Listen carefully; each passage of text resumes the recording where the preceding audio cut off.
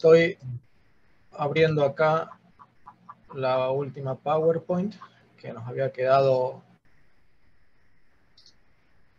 sobre el tema de la Trinidad, algunas cosas, los argumentos trinitarios. Ahora voy a seleccionar compartir carpeta. Un segundo. Compartir pantalla. Un segundo que quiero cerrar esto. Cerrar eso. Bueno.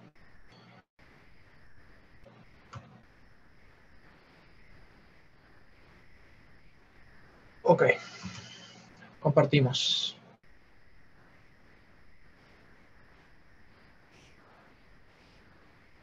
Bueno, ¿pueden ver bien?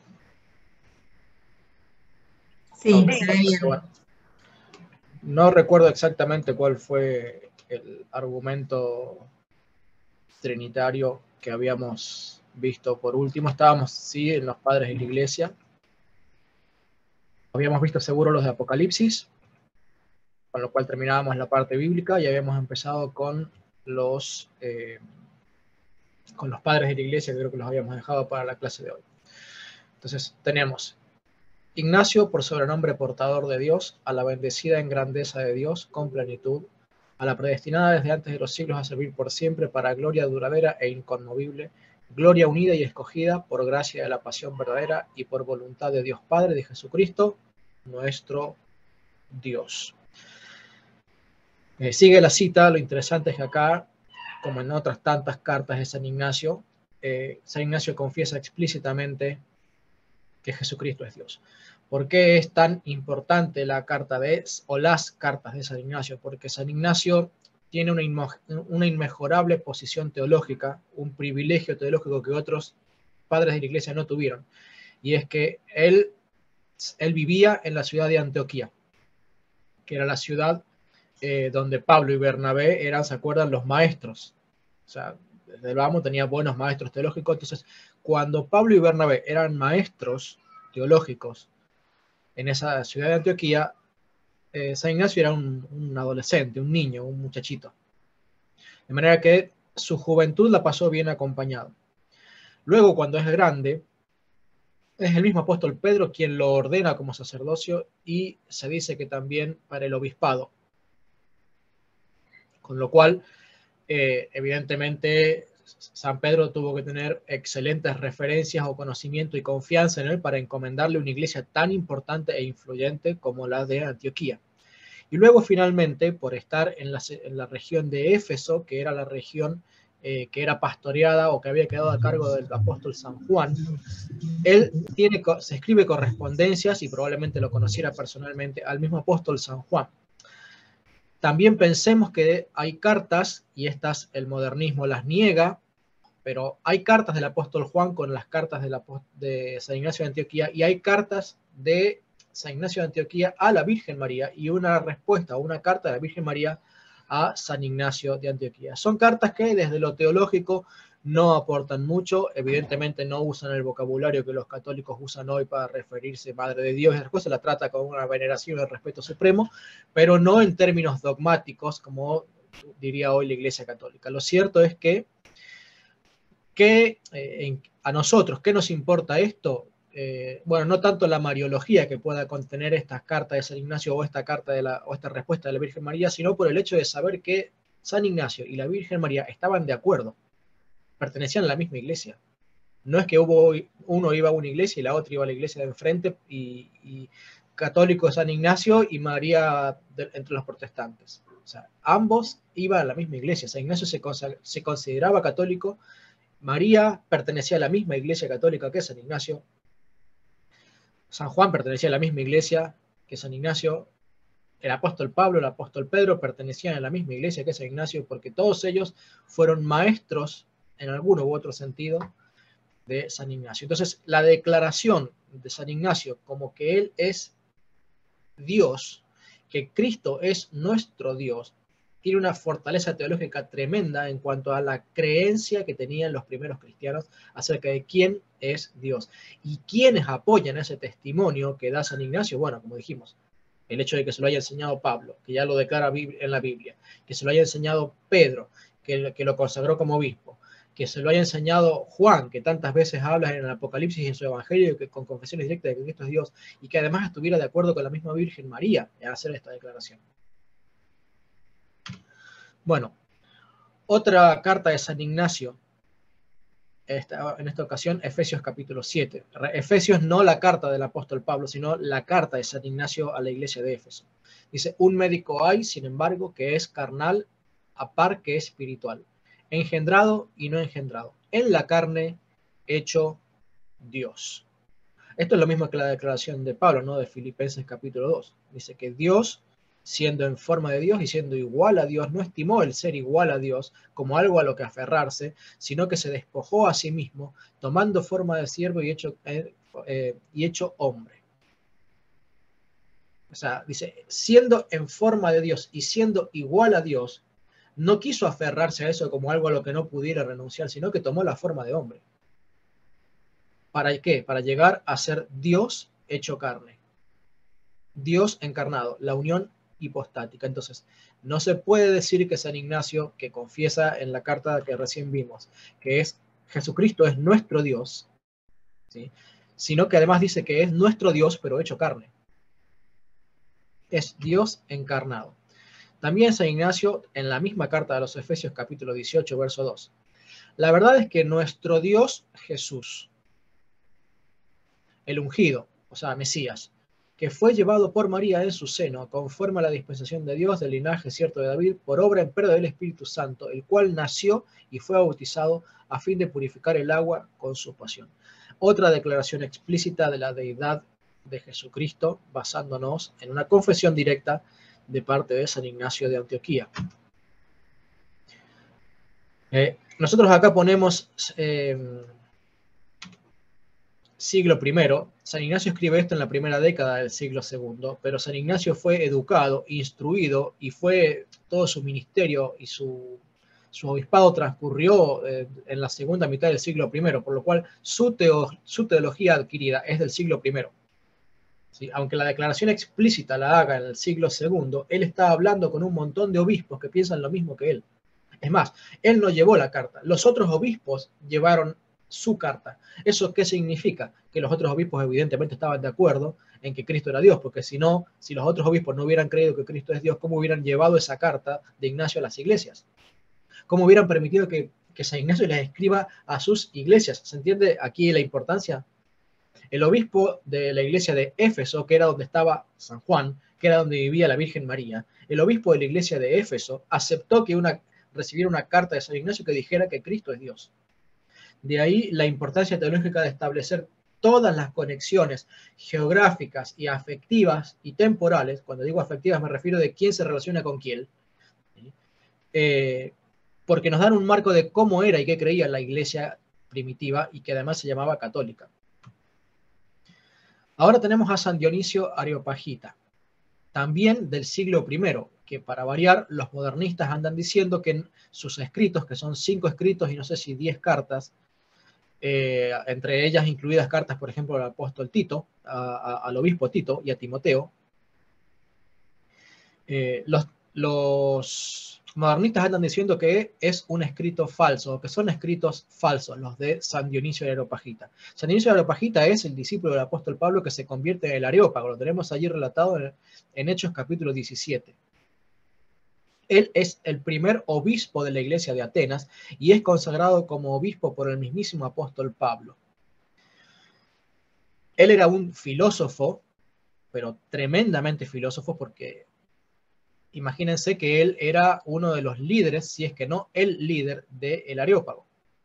Con lo cual, evidentemente no era una persona que desconociera la filosofía griega. Ahora, es instruido por el apóstol Pablo, y el apóstol Pablo lo consagra como obispo. Y él dice así en su carta o en su escrito, que no es un escrito, no es una carta, es un tratado, es un estudio bíblico, por así decirlo, y patrístico y filosófico que se llama Los Nombres de Dios. ¿Sí? Hay una obra que se llama Pseudo Dionisio, Obras Completas, que lo editó la Editorial Bach, que claro, la Editorial Bach actualmente está gobernada por modernistas y andan diciendo en las notas al margen que todos esos escritos son del siglo V, ¿sí? Que son invenciones del siglo V. ¿Por qué? Porque dicen que los escritos de San Dionisio de Areopagita son demasiado católicos para ser del siglo I. Es decir, es como una partera que está cortando el cordón umbilical que une al bebé con su madre para distanciarlo y hacerlo dos entes independientes. Eso que en la naturaleza está bien, no está bien hacerlo filosófica ni teológicamente, porque la iglesia no puede cortar la raíz con la madre que le nutre para hacer y engendrar un bebé diferente de la madre. Entonces, cuando el modernismo está diciendo que las cartas de San Ignacio son 3 y no las 14, 15, 16 que hay, que los católicos hoy mayormente reconocen 7, pero en realidad él escribió como 15 al menos. Y el modernismo ha hecho que la Iglesia Católica deje de creer en esas 14, 15, 16 cartas, crea en algunos casos en 7 y en otros casos en 3. El modernismo ha hecho que dejen de creer en estas 5 cartas o 3 cartas o tratados de San Dionisio de la Pajita y no crean en estas 10 cartas de 10, 7 cartas, no me acuerdo ahora la cifra, que escribió San Dionisio en los primeros siglos, que los padres de la Iglesia la citaron y en los cuales basaron la teología de la Iglesia Católica. No existe fuera de Pablo, miren lo que les voy a decir, no existe fuera de Pablo teólogo más influyente en los siglos primeros que San Dionisio de Areopagita. ¿Y qué hacen los modernistas? Dicen, no existió en el siglo I o no son escritos del autor original, sino que son escritos del siglo V. Entonces, toda la teología de Santo Tomás de Aquino está equivocada, porque no existe ningún autor más citado por Santo Tomás de Aquino que no sea San Dionisio de Areopagita. Se dice que Santo Tomás de Aquino es aristotélico. Bueno, San Dionisio de Areopagita es citado muchas más veces en los escritos de Santo Tomás de Aquino que Aristóteles. Muchas más veces. Los concilios ecuménicos basaron los dogmas marianos en los escritos de San Dionisio de Areopagita. Es decir, los concilios ecuménicos están equivocados en la mariología si se basaron en documentos falsos. Todo esto lo pongo como nota de color para ver la gravedad del modernismo y cómo influencia en las opiniones de los teólogos y las editoriales católicas. Particularmente Bach, que antes era buena y hoy está influenciada por los modernistas. Por eso ha dejado de editar libros de la patrística y aunque con cierta influencia modernista, hoy también los editan los de la editorial Ciudad Nueva. Lo cierto es que este San Dionisio de Areopagita, que tiene una importancia trascendental para la Iglesia Católica porque basa su teología en muchísimas de las cosas que dijo San Dionisio de Areopagita, dice, y también se celebra como Trinidad, por manifestarse en 3 personas su fecundidad supraesencial. Esto, mis queridos hermanos, es el versículo o la cita tal vez más trascendente de todo el estudio bíblico fuera de lo que podamos decir en la Biblia. ¿Por qué? Porque coloca el nombre de la Trinidad en el siglo I. No en el siglo II, no en el siglo III, no en el siglo IV, sino en el siglo I. ¿Sí? Primeras décadas de la mitad del siglo, de la segunda mitad del siglo I. ¿Por qué decimos esto? Porque el apóstol Pablo muere allá por el 64, 65 aproximadamente. Y si San Dionisio fue consagrado por el apóstol Pablo, esto significa que San Dionisio es consagrado como obispo allá por los 60 y tal vez incluso antes. Entonces, fíjense cuán antigua es la teología de San Dionisio de Areopagita y cuán importante es tener registro de que se le llama Trinidad, ¿sí? Y que se distinguen las 3 personas en una fecundidad supraesencial, lenguaje muy propio de la filosofía griega, que no nos es familiar a nosotros que no somos filósofos, pero está hablando de la esencia, ¿sí? 3 personas en una esencia misma, única. Y él le llama la Trinidad o Triunidad. No cree en 3 dioses, sino en 3 dioses unidos en una misma esencia. Dice también San Dionisio de Areopagita en un escrito, en un tratado que se llama La Iluminación. Recordemos que la iluminación es otro de los nombres del bautismo. Dice, manda que se acerque el catecúmeno. Uno de los sacerdotes lee en alta voz los nombres del bautizado y de su padrino. Ya en el siglo I existían los padrinos. Entonces los sacerdotes acompañan al bautizando hasta el agua y le entregan al obispo, como nota de color decimos, ya en el siglo I había clara distinción entre presbíteros o sacerdotes y obispos, no es un invento del siglo II, que a pie en sitio más alto sumerge 3 veces al iniciado.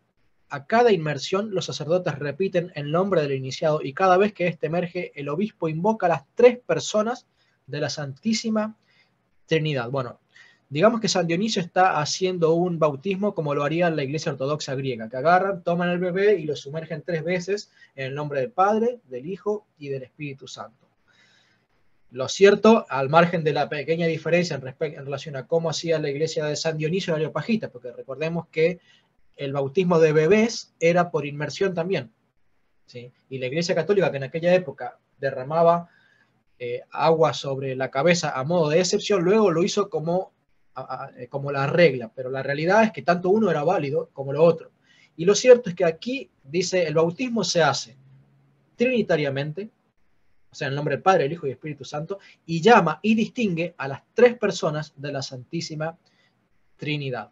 Ustedes cuando les dé el PDF pueden seguir viendo y leyendo el resto de la cita, pero noten acá que dice, le unge con óleo consagrado, este es el que antes se hacía en un mismo sacramento, eran 2 sacramentos en uno, el bautismo y la confirmación, y por eso le ungían con óleo sagrado, haciendo ¿qué cosa?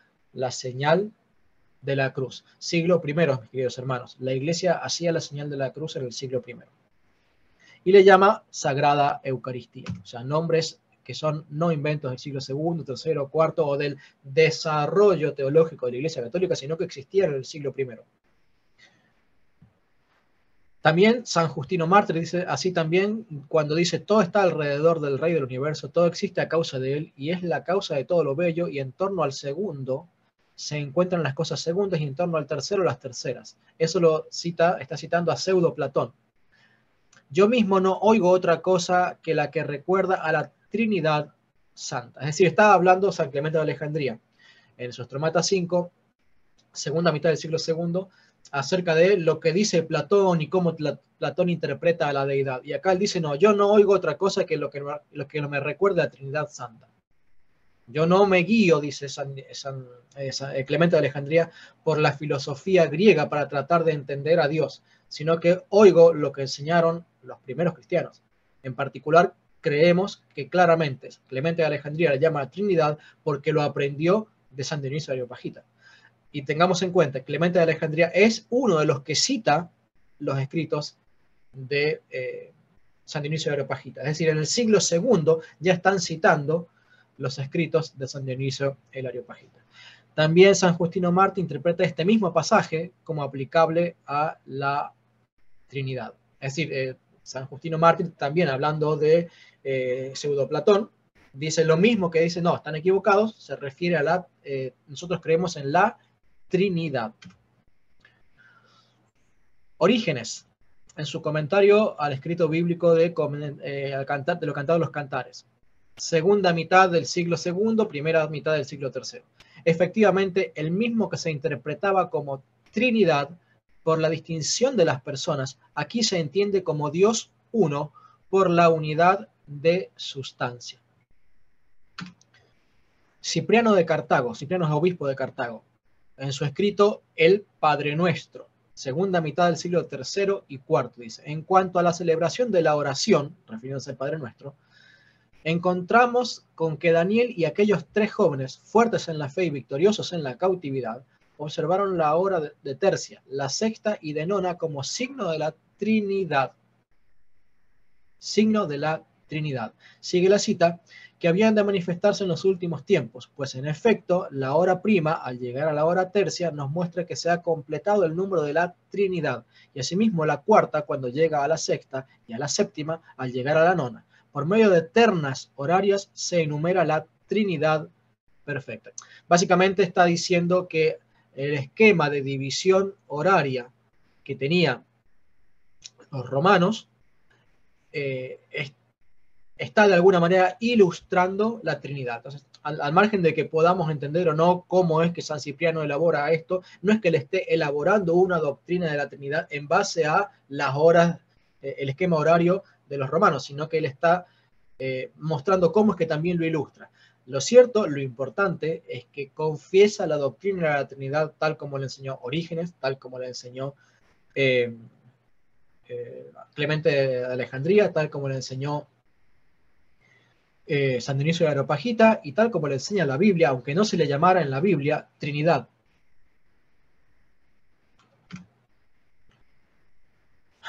Para estudios más profundos o completos en cuanto a citas bíblicas y argumentos, les dejo esos dos links para que ustedes puedan revisarlos. Dejo entonces de lado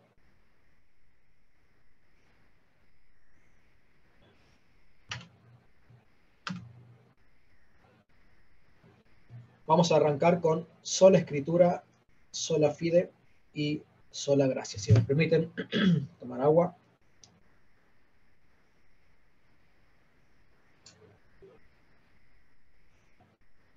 ¿Alguna duda sobre el tema de la Trinidad?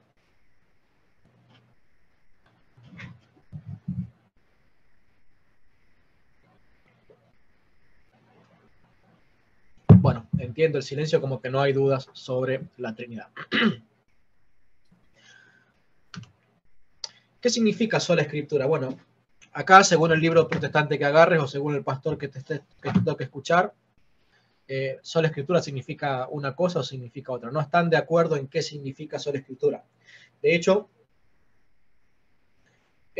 lo que para algunos significa sola escritura, para otros significa prima escritura o suprema escritura. Ya no es sola, sino suprema. Es decir, está acompañada de otras cosas, pero la escritura es suprema. Y esto es porque ni entre los protestantes se ponen de acuerdo con cuál debería ser el significado de la frase que arropó el protestantismo allí en sus orígenes, de sola la escritura es inspirada y sola ella es nuestra fuente de autoridad. Como dijimos, actualmente están tendiendo a tratar de corregir un poco el tema de la sola escritura y empiezan a decir, no, la escritura no puede ser sola porque nos damos cuenta que tenemos tradición. Ahora, lo que pasa es que la escritura debe estar por encima de la tradición. Entonces empiezan a decir eso y no era así, porque la escritura es hija de la tradición. Es cierto que la escritura es infalible, pero la escritura se interpreta a la luz de la tradición, porque justamente la escritura tiene cosas difíciles de interpretar y la tradición y la enseñanza de los padres de la iglesia explica a la escritura.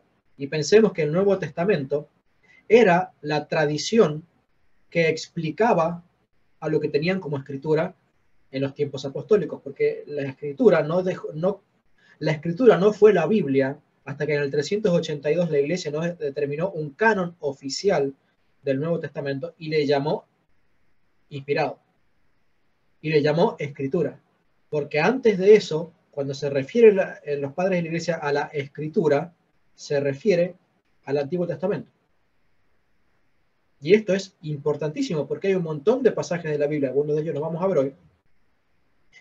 Hay un montón de pasajes de la Biblia que se entienden mal, como si solamente la escritura fuera la autoridad de la iglesia, porque piensan que el Antiguo Testamento y el Nuevo Testamento son solamente la autoridad en la iglesia, pero no se dan cuenta que los versículos bíblicos que están utilizando para decir que solamente la escritura es autoridad se refieren exclusivamente al Antiguo Testamento. Con lo cual, en la mente de los apóstoles, ellos estaban escribiendo autoritativamente cartas que no eran escrituras en ese entonces, ¿sí?, para decir que solo la escritura es autoridad según los protestantes. ¿Se entiende lo que quiero decir? Es medio complicado, pero tenemos que tener en cuenta el tiempo de cada cosa, ¿sí? Más adelante vamos a verlo, pero con este texto de 2 Timoteo 3:16 que están citando, que dice, toda la escritura es inspirada por Dios. Pablo escribe eso en el siglo I. ¿Cuál es la escritura en el siglo I? El Antiguo Testamento. En el siglo I, el Nuevo Testamento no era la escritura, ni siquiera estaba completo. Había cartas que ni siquiera existían para cuando Pablo escribe 2 Timoteo. Entonces, ¿cómo puede un protestante entender que aquí 2 Timoteo 3:16 se refiere al Nuevo Testamento y al Antiguo Testamento cuando, estrictamente hablando, el Nuevo Testamento todavía no existía? De hecho, casi la mitad del Nuevo Testamento no existía para cuando Pablo escribe eso. Digo la mitad en cuanto a volumen, no en cuanto a cantidad de cartas. Entonces, los protestantes entienden mal el concepto de sola escritura porque no se colocan en lo que existía, en lo que había y cómo funcionaba la iglesia del siglo I. Entienden el funcionamiento de la escritura y de la iglesia a la luz de lo que ellos practican y no a la luz de lo que practicaba la iglesia primitiva. Entonces, vamos a la definición que da este sitio God Questions, que es un sitio protestante, no les estoy recomendando que vayan y lo busquen, pero tomo la definición protestante de un sitio que es referente entre los protestantes. Sola escritura significa que solamente la escritura, por eso solo escritura, tiene autoridad para la fe y la práctica del cristiano. La Biblia es completa, autoritativa y verdadera. Toda la escritura es inspirada por Dios, dada por la inspiración de Dios, y útil para enseñar, para redarguir, para corregir, para instruir en justicia. Y aquí, ¿cuál es el problema que tiene esta cita de ellos? Cuando dice, la Biblia es completa. Pero es que, para un poquito, para cuando Pablo escribe esa cita que vos estás diciendo, la Biblia no está completa. La Biblia solamente es el Antiguo Testamento. ¿Se entiende el grave problema que tienen ellos? Bueno, yo sé que esto de colocar correctamente las fechas, yo siempre fui como protestante de tratar de pasar por alto las fechas. Incluso ahora como católico tengo esa tendencia de decir y mitad de esto, porque no me gusta memorizar que el 382, que el 157, que en marzo del 243, me cuesta eso, no me gusta tanto nivel de detalle, porque no soy una persona tan meticulosa y detallista, pero sin embargo, en este tipo de cosas debemos tener claro la cronología de los eventos, porque es la que explica por qué los protestantes explican mal justamente la doctrina de la sola escritura. Entonces, si no existía una Biblia completa,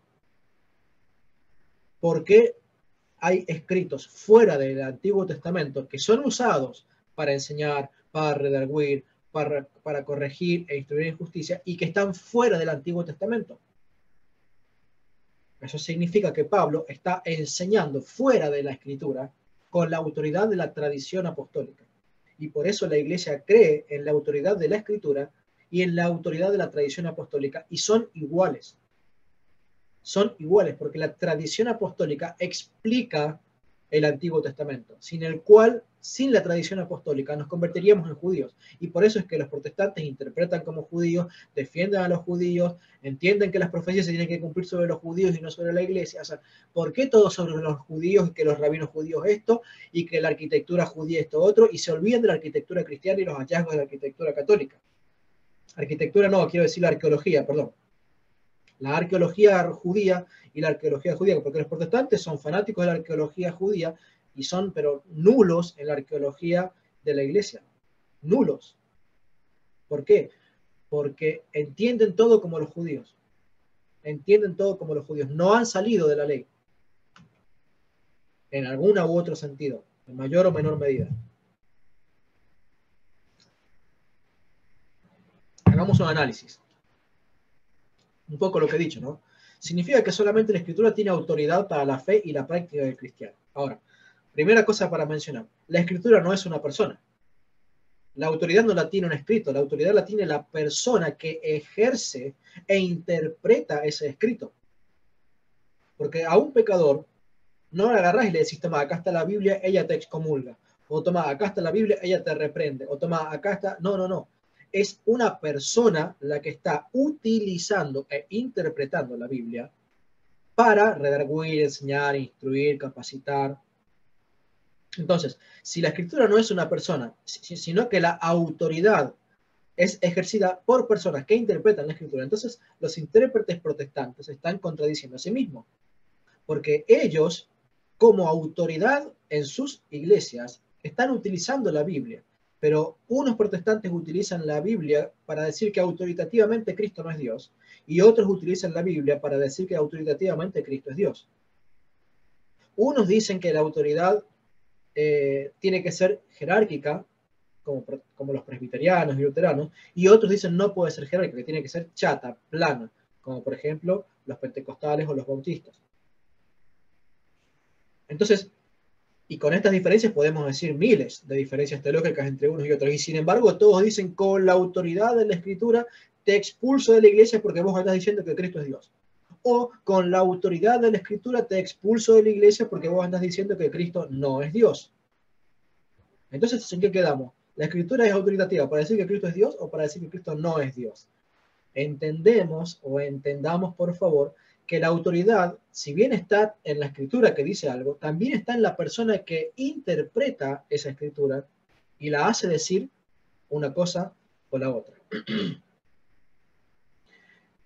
De hecho, lo que un pastor de un culto protestante llamaría herejía antibíblica, el otro pastor, a 5 cuadras de distancia, le dice bíblico. Y viceversa, ¿no? La iglesia A llama herejía a lo que la iglesia B dice que es bíblico, y la iglesia B dice que es herejía a lo que la iglesia A dice que es antibíblico. El problema no es negar la autoridad de la Biblia, sino que la Biblia no está sola para ser interpretada.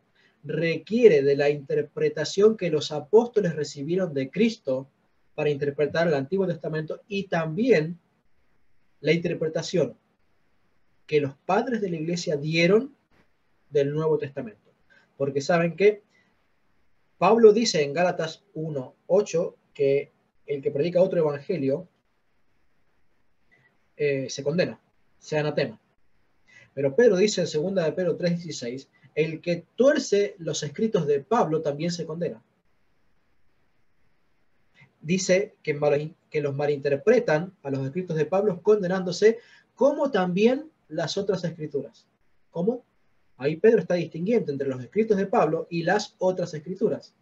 Y dice que no puedes torcer ni uno ni lo otro, porque en ambos casos te condenas.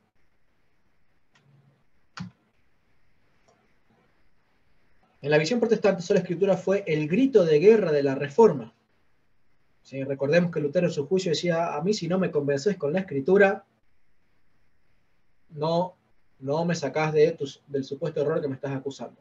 Entonces la sola escritura fue el grito de guerra. En realidad fue un grito que no significaba sola escritura, fue un grito que significaba no a la interpretación papal, no a la interpretación de los concilios, no a la interpretación de los santos, no al magisterio de la iglesia. Eso es lo que significa sola escritura originalmente. Después la podemos moldear y hacer todo un ídolo, si queremos, de esta nueva deidad llamada sola escritura. Pero el grito de guerra era separarse de la enseñanza de la Iglesia Católica, ¿sí? Desacreditar y desautorizarla. Dice. Por siglos la Iglesia Católica Romana ha considerado sus tradiciones superiores en autoridad a la Biblia, por lo que decimos que la Escritura es madre, pero la tradición es madre de la Escritura, porque primero es la Iglesia y su tradición, y luego el Nuevo Testamento y su interpretación. Esto un poco como el huevo de la gallina, ¿no? Porque el Antiguo Testamento es también, en cierto sentido, primero a la fundación física y visible de la Iglesia, a pesar de que la Iglesia es eterna, como lo enseñan también los padres de la Iglesia.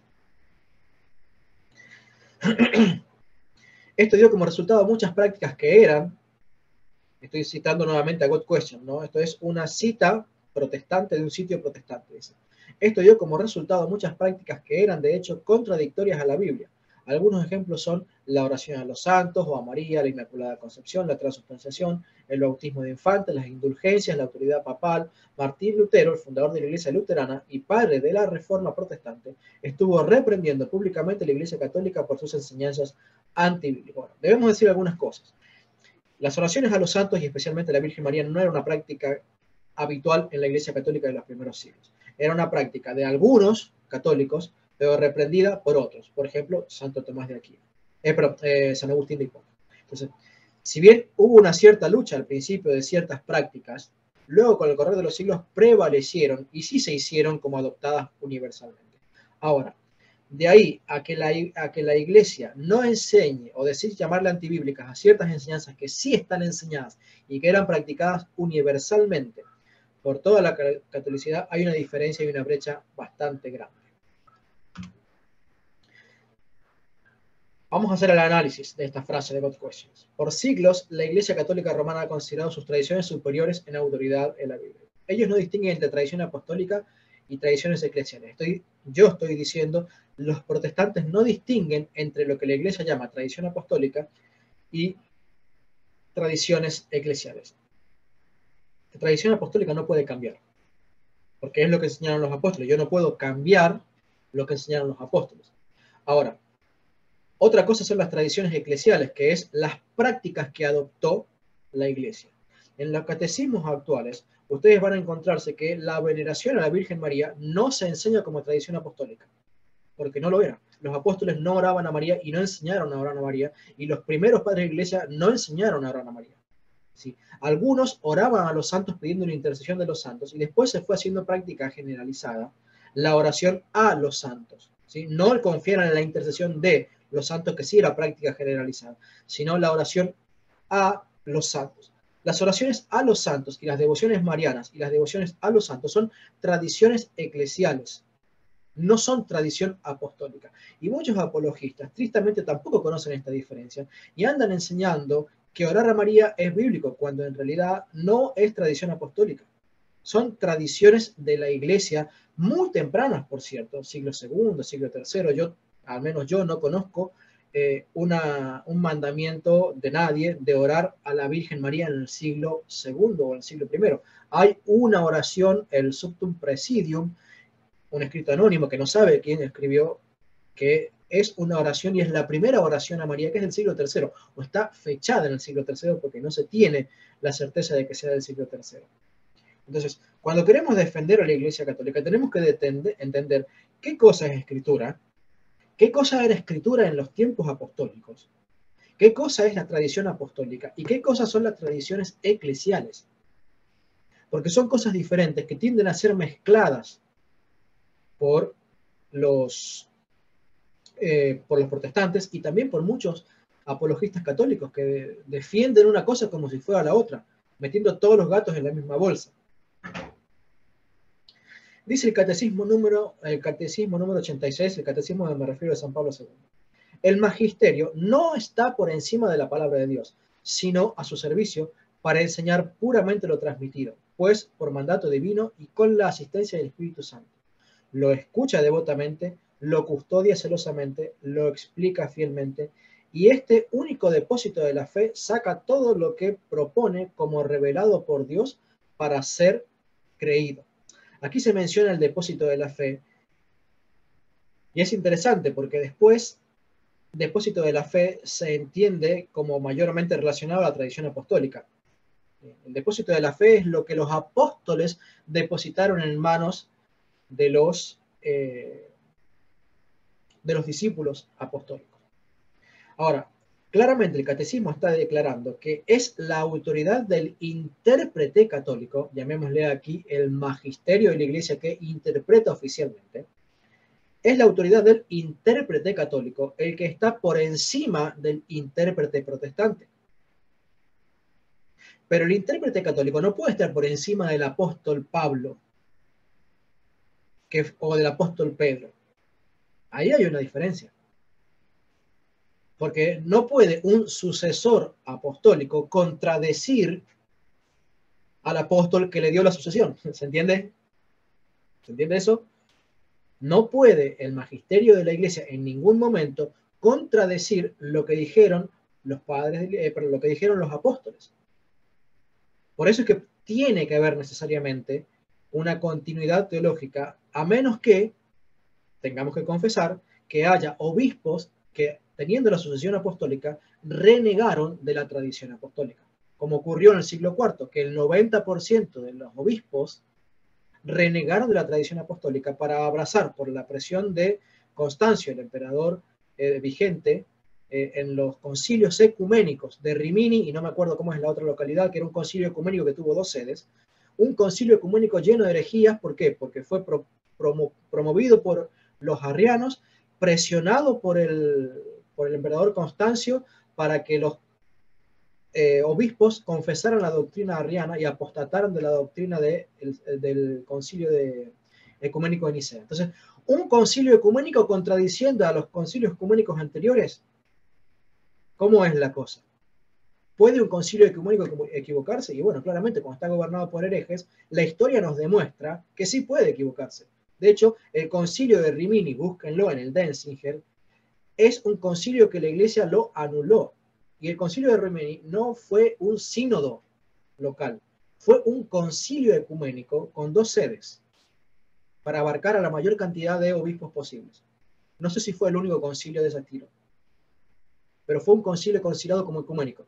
Y ustedes vayan y lean en estos libros que tengo, a ver, acá arriba, Historia de la Iglesia, de la editorial Bach, y van a ver que el autor, no me acuerdo ahora el autor, Alfredo Sáenz, creo que es, él dice que es un concilio ecuménico. Entonces, el magisterio, cuando se sujeta a la autoridad de los concilios válidos de la Iglesia, y el magisterio cuando enseña lo mismo que enseñan los apóstoles, está transmitiendo la tradición apostólica y está interpretando correctamente. Y no puede ponerse por encima de la tradición o de los concilios de los apóstoles para decir, bueno, en aquella época los apóstoles excomulgaban a los herejes, nosotros ahora nos vamos a poner bonitos y no vamos a excomulgar a los herejes. Porque ahora Dios cambió de opinión, los apóstoles se equivocaron y ahora la iglesia tiene que agarrar. No, eso es ponerse por encima de la tradición apostólica. No puedo, el magisterio no puede estar por encima de la tradición apostólica. De hecho, el modernismo está, junto a los protestantes, atacando a la tradición apostólica. Los protestantes porque la niegan y los modernistas porque la reescriben. Pero el efecto en el largo plazo, más gravemente o más solapadamente y disimuladamente, pero el efecto termina siendo siempre el mismo. Comenzamos a enseñar una cosa diferente. Seguimos. La cita de God Question dice, esto dio como resultado muchísimas prácticas que eran, de hecho, contradictorias a la Biblia. Y citan la oración a los santos, a María, la Inmaculada Concepción, la transubstanciación, el bautismo de infantes, las indulgencias, etc. Bueno, el bautismo de infantes está en la Biblia, está profetizado en la Biblia a través de las profecías alegóricas de el ritual de la circuncisión, ¿sí? La Inmaculada Concepción, según se ha enseñado en los concilios, está profetizada, por ejemplo, en Ezequiel, cuando dice que aquella puerta por la que atravesó el Señor, nadie más podrá pasar, permanecería virgen, por así, esa puerta, porque la usó el Señor.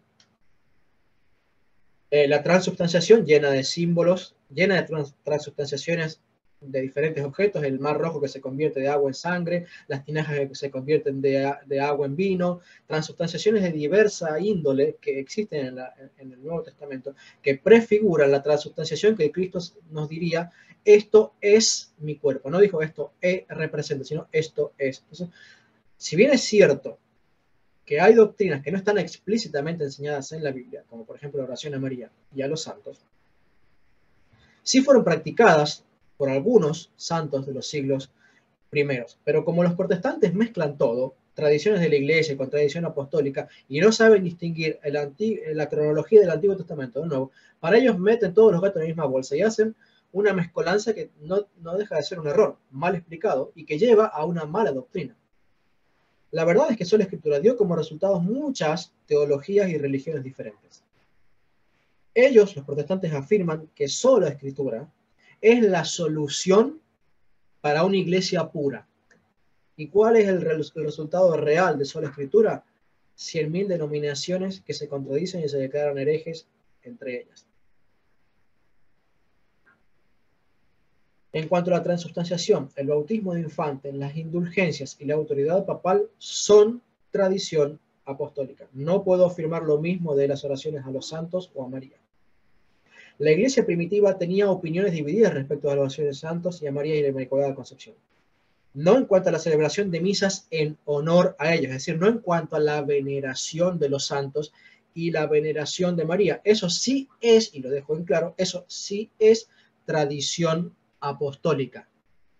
De hecho, está en la Biblia, porque en el libro de Apocalipsis, cuando el Espíritu Santo le muestra a Juan a las almas de los mártires decapitados debajo del altar del sacrificio, ¿qué es lo que está mostrando el Espíritu Santo? La práctica de la iglesia primitiva de venerar a los santos con misas en honor a ellos, colocando sus reliquias de los mártires debajo de los altares donde se ofrecía la transubstanciación de Cristo. Es decir, la Biblia está mostrando cómo la iglesia y cómo el mismo cielo veneraba a los santos. Entonces, la veneración de los santos, incluyendo la veneración de la Virgen María, es tradición apostólica.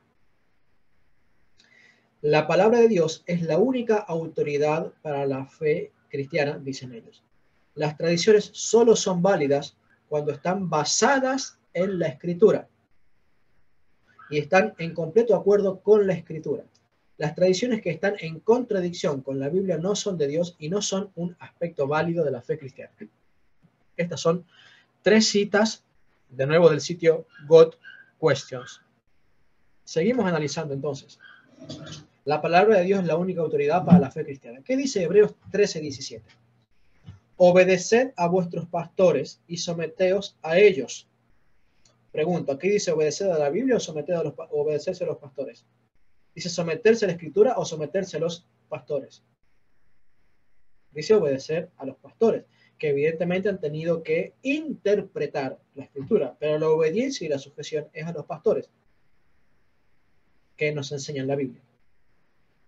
¿Por qué? Porque velan por vuestras almas como quienes han de rendir cuentas, para que hagan estas cosas con alegría y sin quejarse, pues esto no os convendría. Dice 2 Tesalonicenses 2:15. Por eso, hermanos, manteneos firmes y observar las tradiciones, palabra que significa parádosis. Yo les invito a que vayan a mi canal, yo les mostré la clase pasada cuál es mi canal y cómo buscar las listas de reproducción. Hay una lista de reproducción donde tengo de momento 3 videos donde hablo de la tradición apostólica. Y allí explico todos los versículos de la Biblia donde se utiliza esta palabra parádosis, que los protestantes traducen como tradición solamente cuando se refiere a la mala tradición de los judíos. Pero cuando se refiere a la tradición de la iglesia que Pablo dice que debe ser obedecida, ellos no la traducen como tradición, la traducen como enseñanza, instrucción. Bueno, pero lo que dice la Biblia es que la iglesia debe observar, obedecer las tradiciones que aprendieron de los apóstoles, sea tanto de palabra, es decir, tradición oral, como por carta nuestra, es decir, la tradición escrita. ¿Y qué está diciendo 2 Tesalonicenses 2:15? Hermanos, obedezcan a la Escritura. La Escritura es el Antiguo Testamento. No hay Nuevo Testamento todavía cuando Pablo escribe 2 Tesalonicenses. Solo existe las cartas del Nuevo Testamento, que no todas ellas, que las cartas que escribían los padres de la iglesia, ¿sí?, y los apóstoles, y que no todas ellas quedaron como escritura, y sin embargo, el apóstol Pablo dice que deben ser obedecidas. La Didache debe ser obedecida, las cartas de Pablo, todo el Nuevo Testamento debe ser obedecida, las cartas de San Ignacio deben ser obedecidas, las cartas de San Clemente, que era papa, deben ser obedecidas.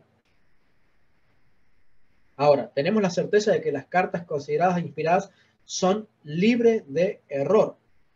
Pero bueno, en ningún lugar de la Biblia se dice que los obispos sean absolutamente infalibles. Y sin embargo dice la Biblia que debo obedecer a un obispo que es falible.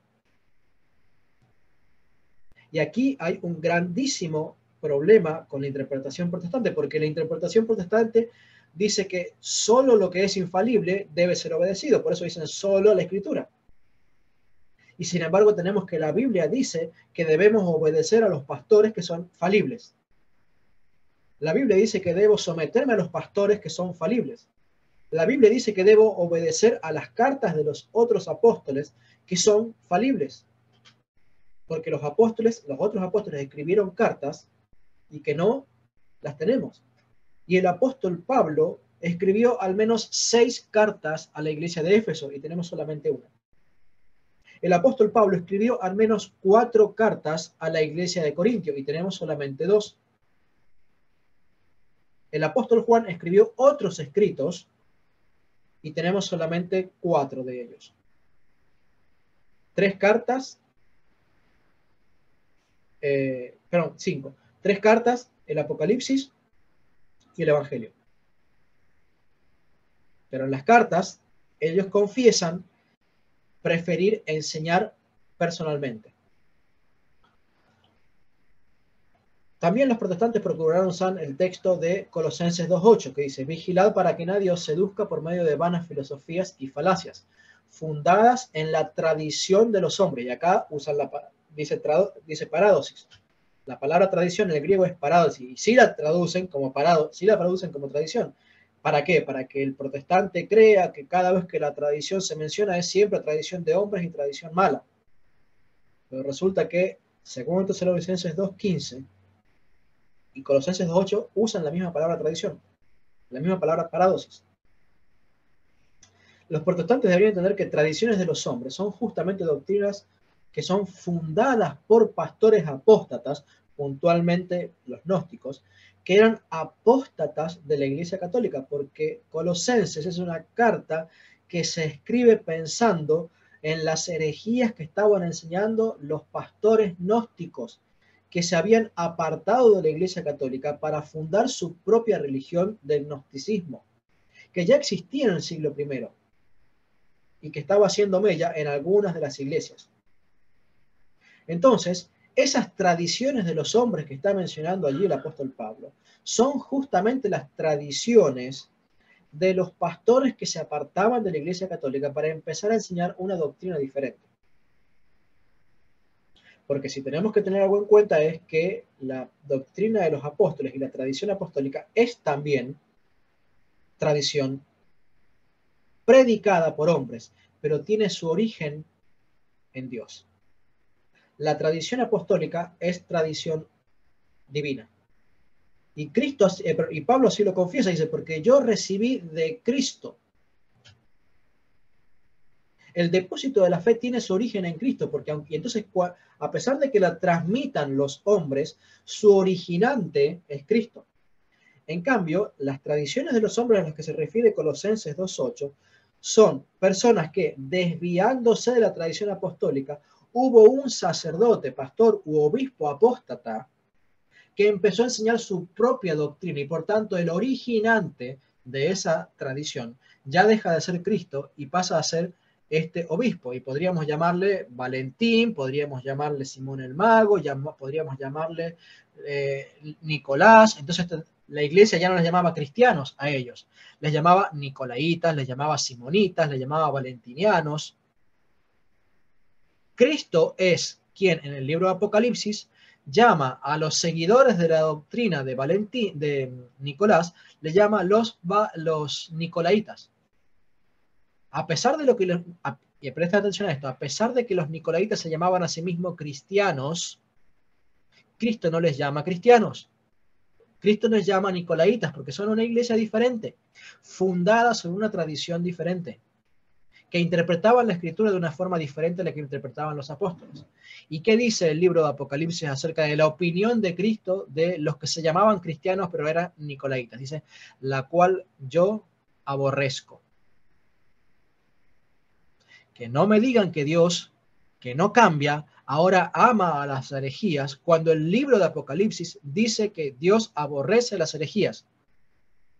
Cristo de su propia boca, escribiéndole una de las cartas a no me acuerdo cuál de las iglesias del libro del Asia Menor, él confiesa aborrecer las doctrinas de los nicolaitas, que eran uno de los tantos protestantes de aquella época.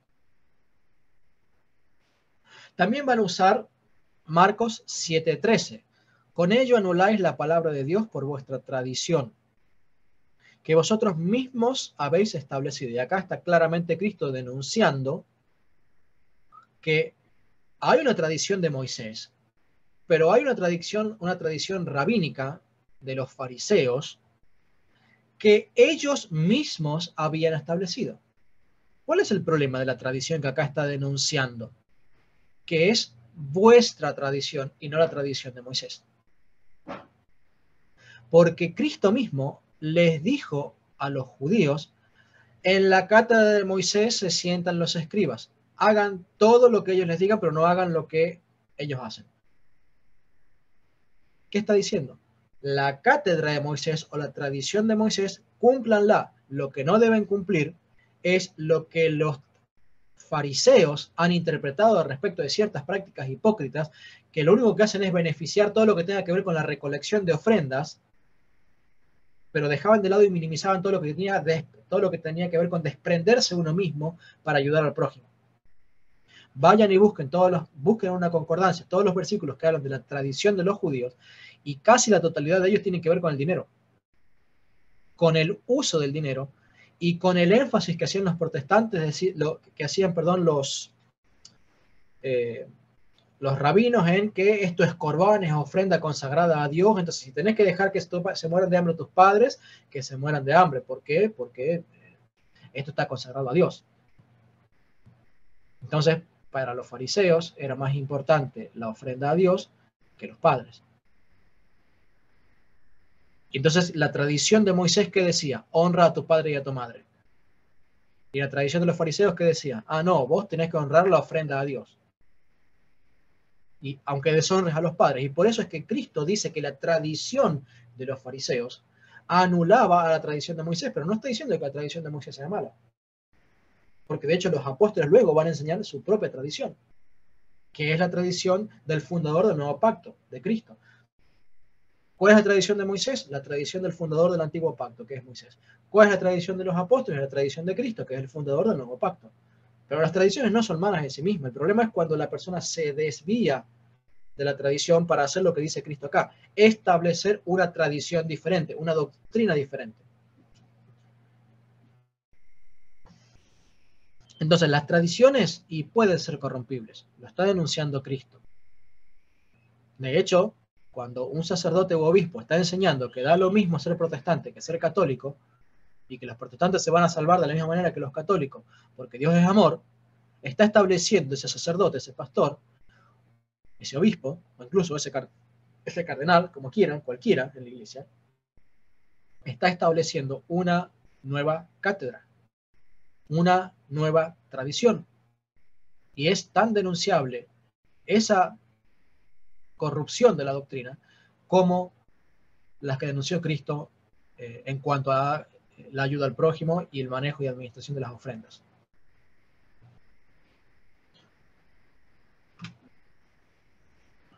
Las tradiciones solo son válidas cuando están basadas en la Escritura y están en completo acuerdo con la Escritura. Recordemos, esta es una frase del sitio God Questions. ¿Okay? No es una afirmación de la Iglesia. Lo que estamos haciendo es refutando esa afirmación. Es cierto que deben estar en armonía. Dios no se contradice. Sin embargo, ellos automáticamente entienden como estar de acuerdo con mi interpretación de las Escrituras. Hay que saber leer la letra chica de lo que dicen los protestantes, porque las tradiciones solo son válidas cuando están basadas en la Escritura. Eso en realidad significa, las tradiciones solo son válidas cuando están basadas en lo que yo entiendo particularmente de las Escrituras. Por eso unos dicen que la tradición de decir que Cristo es Dios es inválida, y eso lo dicen los testigos de Jehová, y mientras que un luterano dice, no, la tradición de decir que Cristo es Dios es válida. Entonces, ¿en qué quedamos? ¿Sí? Aquí siempre está el problema de la interpretación, y cuando ustedes quieran discutir, y les recomiendo no hacerlo, pero si les toca hacerlo, cuando tengan que discutir con algún protestante sobre el tema de esto, siempre pueden recurrir a esto. Vos no ves esta tradición en la Escritura. Claramente hay algunas que no están, porque nadie lo enseñó. Por ejemplo, como les dije, la oración a María. Eso no estaba, los padres de la iglesia no lo enseñaban, y de hecho los doctores de la iglesia primitiva decían que eso no estaba bien, por lo menos en cuanto a los santos. No, San Agustín no he leído que lo diga ¿cómo es? De la Virgen María, lo decía de los santos, especialmente con el tema de las imágenes. Lo real es que es importante entonces conocer qué es lo que está en la Escritura, qué es lo que está en la Escritura pero los protestantes no ven que está en la Escritura, y qué es lo que los católicos saben que sí está en la Escritura, aunque no esté literalmente. ¿Sí? Porque aquí hay un problema de hermenéutica. Lo que pasa es que ese tema de la hermenéutica sería para un estudio completamente aparte de cómo interpretar la Biblia. Yo les recomiendo, vayan a mi canal, tengo una lista de reproducción que habla sobre la hermenéutica en relación a la interpretación literal y la interpretación alegórica de la Biblia. Y este es el centro y eje de toda discordia con los protestantes. Porque cuando un protestante te dice, no está en la Biblia, lo que te está diciendo es, no lo encuentro en mi interpretación literal de la Biblia. O no lo encuentro en las pocas alegorías que yo conozco y creo de la Biblia. Mientras que en la interpretación bíblica católica, el Antiguo Testamento se interpretaba casi por completo, tanto de forma literal como de forma alegórica. Entonces, mientras que los protestantes, cuando vemos la profecía de Ezequiel, ¿no? De que por esta puerta pasó Jehová, perdón, o sea, me cuesta desarraigarme del nombre que utilicé durante tantos años. Por esta puerta pasó el Señor, entonces esta puerta debe ser sellada y esta puerta nunca debe pasar nadie más, una puerta del templo, ¿sí? de Jerusalén. Los protestantes simplemente ven una puerta y dicen, ¿y cuándo pasó el Señor por esa puerta? No, no sé, pero bueno, dice que no pasa en una puerta sellada, que estaba prohibido el acceso a esa puerta y nada más. Los protestantes no ven más que eso. Pero los padres de la iglesia, ¿qué veían en esa profecía? Dicen, ¿cuándo pasó el Señor por esa puerta? Si el Señor no se encarnó hasta la venida de Cristo y no tenemos registro de que Cristo haya pasado por esa puerta. ¿A cuál puerta se refiere? La puerta por la que Cristo entró a este mundo. El tabernáculo por el cual Cristo pasó por una puerta y vino a llegar a este mundo. ¿Cuál es ese tabernáculo? María, la Virgen María. Entonces ahí tenemos una profecía que los padres de la iglesia dicen, sí, mira, ¿ves? Ahí está la perpetua virginidad de María, allí está mandada por la Biblia, inspirada por el Espíritu Santo, porque dice, por esta puerta nadie pasará. José no pudo acceder nunca a esa puerta. Pero los protestantes no lo ven. Entonces, las tradiciones solo son válidas cuando están basadas en la Escritura. Significa realmente, solo son válidas si yo entiendo o yo encuentro en dónde está en la Biblia, pero no significa que no existan. Significa que él todavía no lo encontró. ¿Se entiende? Otro tema, como ya hemos dicho, para ellos la Escritura se interpreta o se explica a sí misma. En realidad no se interpreta ni se explica a sí mismo, sino que yo me explico la Biblia como yo quiero, porque yo agarro, leo un versículo y soy yo el que decido vincular el versículo A con el versículo B y menospreciar lo que dice el versículo C. Pero viene otro protestante y vincula el versículo A con el versículo C y dice, estos dos están hablando de lo mismo y menosprecia el versículo B. Entonces, definitivamente la Biblia no se puede explicar a sí misma. Primero porque la Biblia no se explica, nadie le pone un micrófono a una Biblia para que hable en un púlpito. ¿Okay? Es un pastor el que explica la Biblia a las ovejas o cabras de su congregación. Es un pastor católico el que le explica la Biblia a la feligresía. Entonces la Biblia no se puede explicar a sí misma. Tiene que ser una persona que se explica la Biblia a sí misma o que la interpreta a sí misma. Pero ¿qué dice 2 de Pedro 3:16? Y así lo enseña Pablo en todas las cartas en las que trata de estos temas. En ellas hay algunas cosas difíciles de entender que los ignorantes y los débiles interpretan torcidamente. Lo mismo que las demás escrituras para su propia perdición. El texto que yo les decía hace rato, que dice que los indoctos, ¿sí? Los ignorantes y los débiles. Acá débiles es una traducción que los protestantes traducen como indoctos, es decir, los que no conocen suficientemente la Biblia, la tuercen a la escritura, perdón, tuercen el significado de los escritos de Pablo, como así también las demás escrituras del Antiguo Testamento. ¿Y cómo es el resultado de torcer las escrituras? La condenación de esa persona. Este pasaje primero distingue entre las cartas de Pablo, que son tradición apostólica en ese momento, que después pasarían a ser escritos del Nuevo Testamento, y la tradición apostólica sería algo un poco más amplio que el Nuevo Testamento. Este pasaje distingue entre las cartas de Pablo y las Sagradas Escrituras, que en ese momento era simplemente el Antiguo Testamento. Por eso tantas veces le digo, tenemos que tener claro cuando se habla de escrituras, cuáles eran las escrituras en ese entonces cuando se escribía la Biblia. Se debe considerar que no todo lo que se debe creer y practicar está en la escritura, sino además en la tradición apostólica, y por tanto no siempre se basa o surge de una interpretación literal de las escrituras, sino en las enseñanzas escritas u orales de los apóstoles y luego de sus sucesores. ¿Conocen lo que son los ágrafa? Un grafo significa escrito. ¿Sí? Agrafo o agrafa significa no escrito. En el libro de los Hechos tenemos que el apóstol Pablo dice, más bienaventurado, sabiendo lo que nos dijo y nos enseñó el Señor Jesucristo, que más bienaventurado es dar que recibir. Vayan y busquen eso en los 4 evangelios y se van a dar cuenta que eso no está en los 4 evangelios. es una tradición del Señor Jesucristo que no está registrada en los 4 evangelios. Prueba suficiente de que no toda enseñanza del Señor Jesucristo está registrada en los 4 evangelios.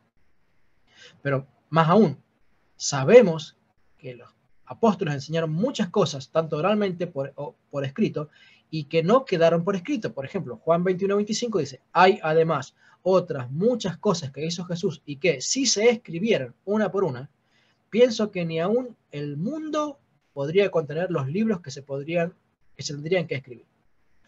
Ahora, esto no da permiso a que cualquier práctica o doctrina podamos ampararla bajo la tradición. Es decir, yo no puedo agarrar y empezar a adorar ídolos, ¿sí? O empezar a agarrar y decir que todas las doctrinas son lo mismo, o agarrar y empezar a decir que los musulmanes se van a salvar, y ampararlo bajo la doctrina de alguna supuesta tradición.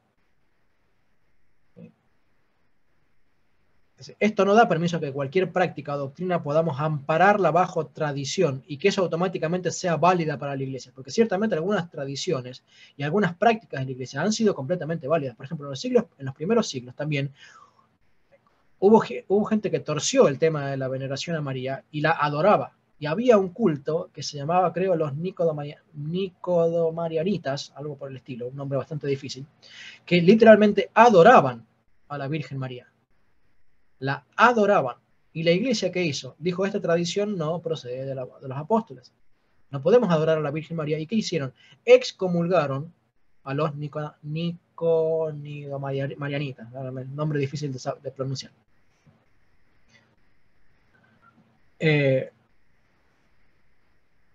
Entonces, tenemos que hubo ciertamente tradiciones malas. Podemos pensar en el catecismo holandés para pensar en algo más reciente. El catecismo holandés es un catecismo que los obispos de Holanda, con el imprimatur de la Conferencia Episcopal Holandesa, imprimieron un catecismo que era el Manifiesto Modernista. Ahora, mientras que la Iglesia dijo, no, ese catecismo enseña herejías, y empezó a enjuiciar y establecer una comisión de obispos y cardenales para determinar la validez de ese catecismo, entre los cuales estaba el Monseñor Lefebvre y el cardenal entonces Ratzinger, formando parte de esa comisión, declararon, entre otros muchos que estaban formando parte de esa comisión, que ese catecismo estaba equivocado, que enseñaba doctrinas que no eran católicas, sino profundamente anticatólicas. Y los modernistas que hicieron el catecismo holandés, ¿qué hicieron? Hicieron copias de ese catecismo en Italia, hicieron copias de ese catecismo en Francia, y no me acuerdo en qué otro país más, no sé si Alemania. ¿Sí? Sabiendo que ese catecismo estaba siendo enjuiciado por la iglesia y finalmente condenado. Pero bueno, catecismos, editoriales, obispos, sacerdotes, hay mucho modernismo, mis queridos hermanos. Por eso tantas veces les dije, vayan y estudien la Pacendi Domici Gregis. ¿Sí? Y la encíclica que se llama Humana, déjenme un poco porque la tenía abierta acá, aguanten un poquito.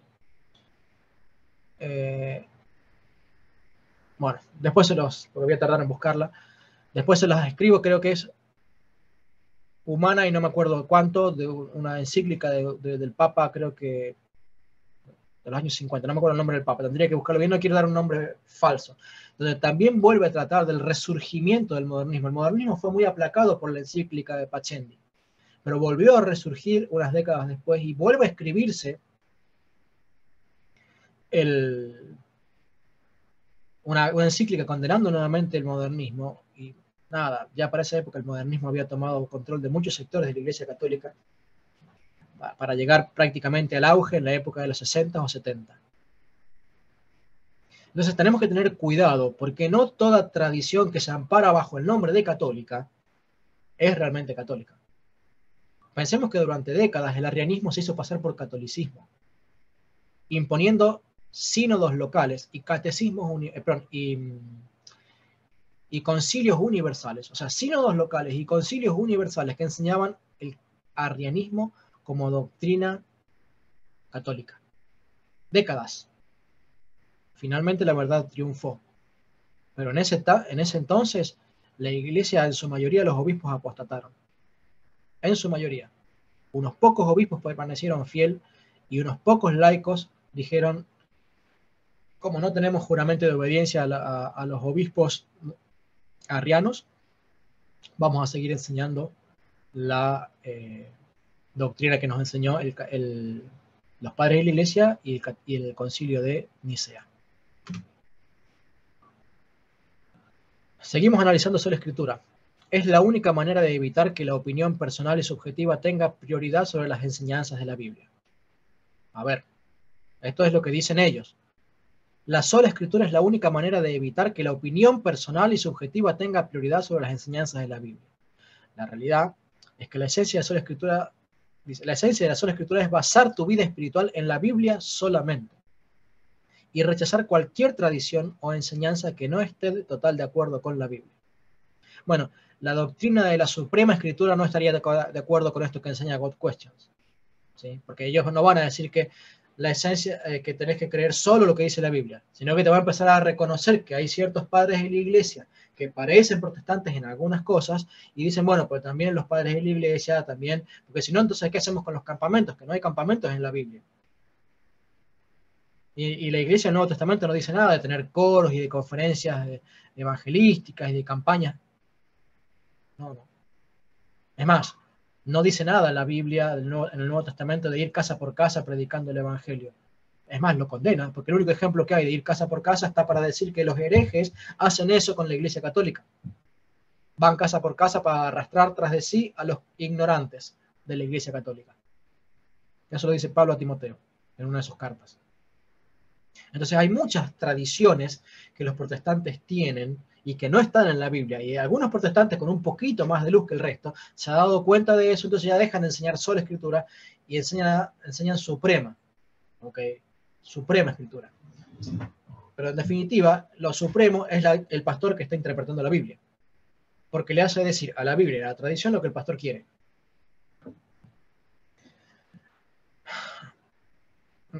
Pero vamos a atenernos a lo que dice esta página, What God Questions, y analizaremos esta frase que es un sentido más cercano a lo que enseñó Lutero.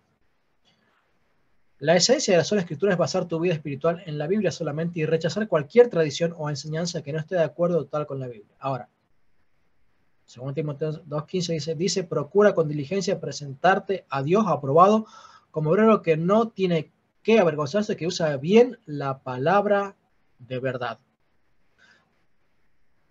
Como pregunta para cualquier protestante es, ¿cuál es la palabra de verdad escrita e inspirada y reconocida en ese momento? El Antiguo Testamento. El mismo argumento de siempre. Mientras que los protestantes te dicen, tenés que utilizar bien la Biblia. Para. Pablo no se refiere a la Biblia. Pablo se refiere al Antiguo Testamento, que es la única palabra reconocida como inspirada. Pablo, según Timoteo 2:15, dice, procura con diligencia presentarte como obrero aprobado, que no tiene que avergonzarse, que usa bien la palabra de la verdad. Pero el mismo Pablo dice que debe la iglesia obedecer no solamente la palabra inspirada de verdad, sino también las tradiciones, sean escritas o orales, y que procedan de los apóstoles. Entonces, la enseñanza católica está en armonía con lo enseñado con la Biblia. Y lo que no está en armonía con lo enseñado por la Biblia es la teología protestante. Porque lo único que produce la sola Escritura es divisiones. Fomenta las divisiones. Porque en lugar de buscar que las personas se reúnan, ¿sí?, primero para resolver un problema y después se decide la verdad y que se aparte quien se aparte, los protestantes no hacen eso. Los protestantes primero se pelean y después establece cada uno su propia verdad. Esa es una enorme diferencia entre los protestantes y la Iglesia Católica. La Iglesia Católica, antes de pelearse, se reúne en concilio, determina cuál es la verdad y dice después, bueno, el que quiera tenerse la verdad se atiene a esto, y el que quiera separarse de la verdad funda su propia religión, pero no acá dentro de la Iglesia Católica. Los protestantes no hacen eso. Los católicos primero se juntan y después se pelean. Los protestantes primero se pelean y después se separan. Por eso los protestantes no tienen concilios y no reconocen concilios. Solo reconocen Nicea cuando no saben que en realidad el concilio de Nicea contradice un montón de las doctrinas de los protestantes, con lo cual no sé qué es lo que reconocen de Nicea. Reconocen lo que quieren de Nicea, que Cristo es Dios. Eso, que Cristo es una sola sustancia con el Padre. Pero los antitrinitarios tampoco van a reconocer Nicea. Entonces, no reconocen los concilios los protestantes, porque cada uno es papa de sí mismo.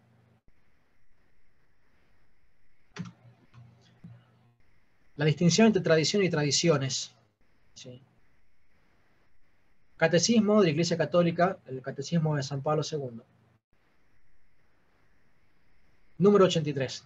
Es preciso distinguir de ella las tradiciones teológicas, disciplinares, litúrgicas, devocionales, nacidas en el transcurso del tiempo en las iglesias locales.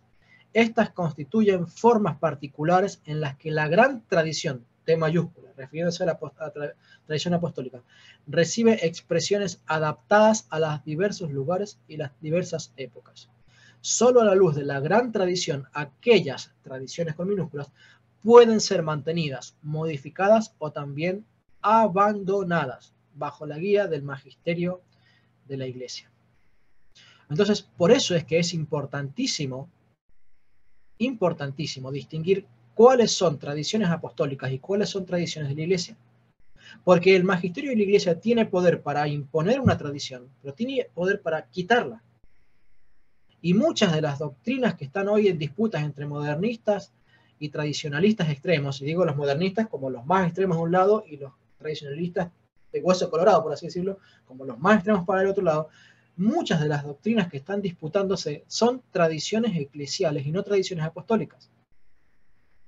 Y un grupo quiere decir a la Iglesia, bueno, de ahora en más, esta tradición de la Iglesia no la vamos a seguir manteniendo, ¿sí? Y el otro grupo salta como leche hervida diciendo, pero ¿cómo vas a tocar esta tradición? Esta tradición no se puede tocar. ¿Cómo que no se puede tocar? Si no es tradición apostólica. La tradición apostólica es la que no se puede tocar. Esto es lo que enseñaban los padres de la Iglesia. De hecho, si yo tuviera que seguir al pie de la letra todo lo que enseñaban los padres de la Iglesia, ¿qué hago? ¿Me quedo con San Agustín, que decía que no se puede orar a María? ¿O me quedo con los otros sacerdotes que a lo mejor decían que sí se puede orar a María? ¿Qué hago? ¿Me quedo con ¿cómo es?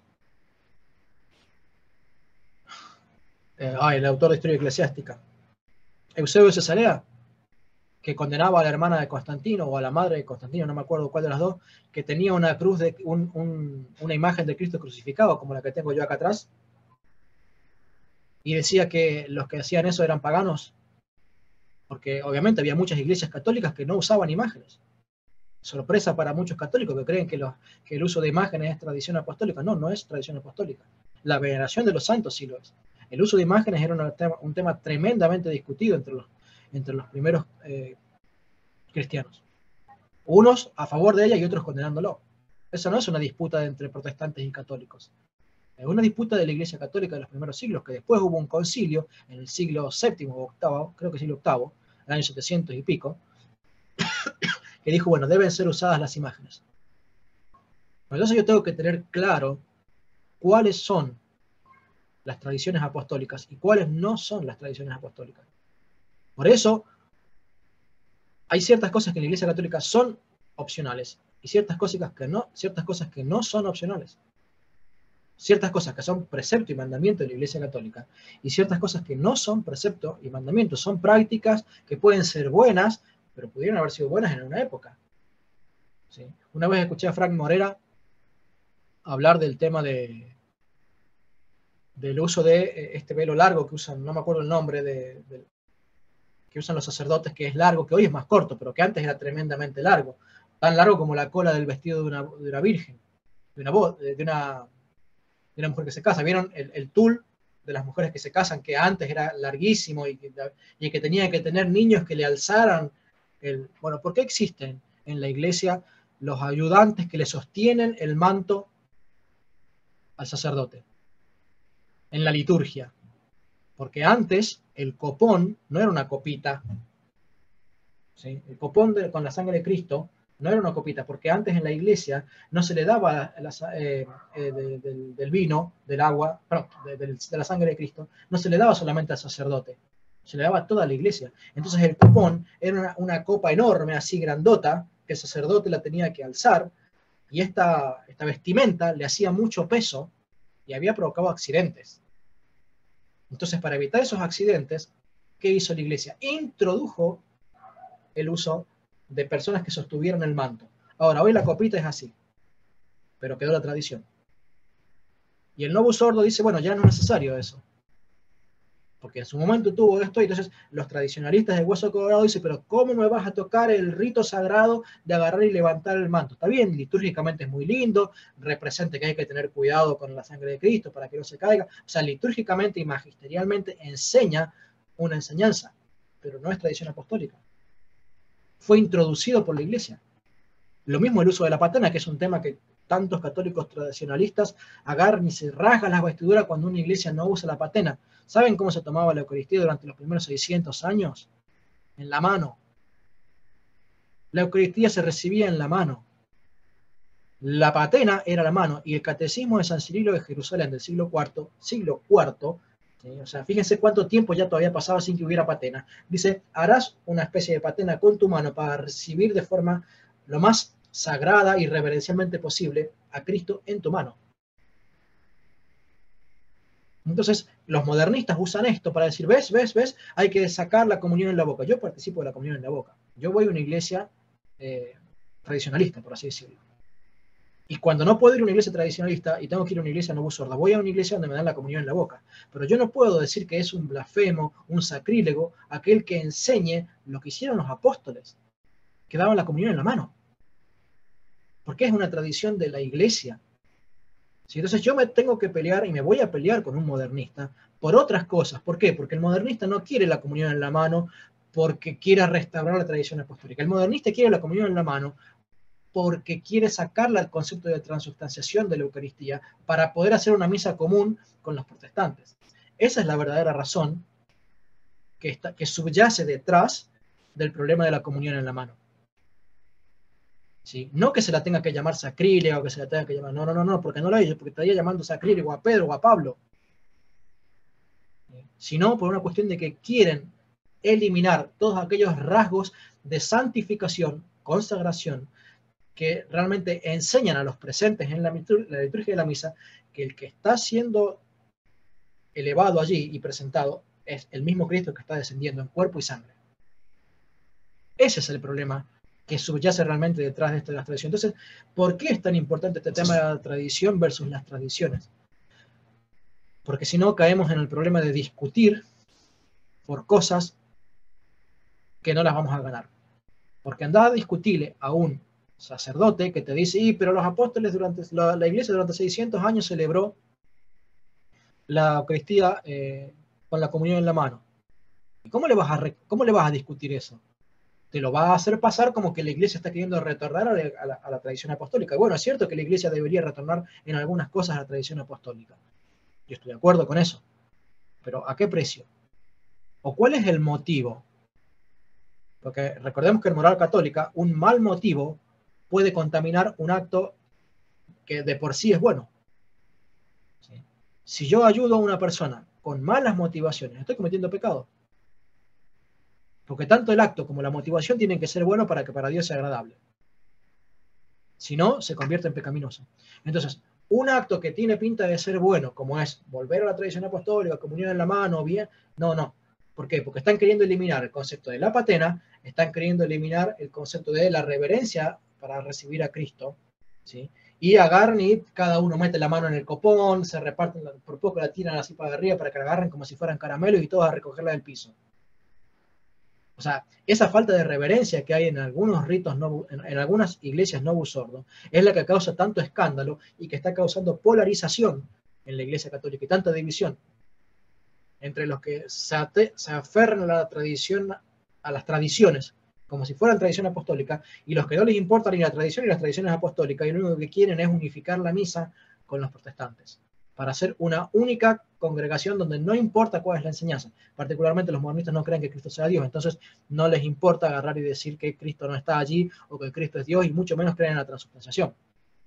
Entonces, ese es el problema que subyace detrás de las peleas entre modernistas y tradicionalistas. Y debemos entender cuáles son tradiciones apostólicas y cuáles tradiciones eclesiásticas. Bueno, acá hablo un poco del tema de las tradiciones en cuanto a las oraciones a los santos, que es un tema que también, si ustedes lean los padres de la iglesia, se van a encontrar con protestantes que usan a los padres de la iglesia para decir, los padres de la iglesia no oraban a los santos. No, no es así. Algunos padres de la iglesia no oraban nada a los santos, otros padres de la iglesia le pedían a Dios, pero le rogaban a los santos su intercesión. Y hay otros que agarran y Dios no existe, no oran jamás a Dios, salvo el Padre Nuestro, y todo el día pasan orando a María, todo el día pasan orando a los santos, y Dios no es su Dios, porque no le piden a Dios para que interceda el santo, le piden al santo. Bueno, esa no era la práctica de la iglesia primitiva. La práctica de la iglesia primitiva, y esto todos los que lean los padres de la iglesia lo van a poder observar, era orar a Dios. A los santos, algunos de ellos les pedían intercesión, y otros decían ni siquiera eso. Ni siquiera eso. Bueno, las había a todos los extremos, ¿no? Y así como hubo cosas que tardaron siglos en determinarse, como por ejemplo el dogma de la Inmaculada Concepción, que tardó 19 siglos en establecerse, también había en los primeros siglos personas que no creían en la tradición, en la Inmaculada Concepción. Y tenemos a Santo Tomás de Aquino, tenemos a San Agustín de Hipona, tenemos a San Cirilo de Jerusalén en su catecismo en el catecismo de la Iglesia, tenemos santos y doctores de la Iglesia que no creían en la Inmaculada Concepción. Y había otros que sí, y eso fue siempre una discusión ahí latente, pequeña, que no trascendía demasiado, ¿sí? Hasta que se armó un bardo grande en el siglo creo que siglo XIII, siglo XIV, y empezó a instaurarse este tema como algo un poco más problemático, tan problemático que estaba amenazando con dividir a la Iglesia, y la Iglesia dijo, bueno, vamos a tomar una decisión y vamos a estudiar en profundidad el tema, vamos a ver qué es lo que enseña la Biblia sobre esto. Entonces, bueno, se acabó la discusión. María es inmaculada, no tiene el pecado original.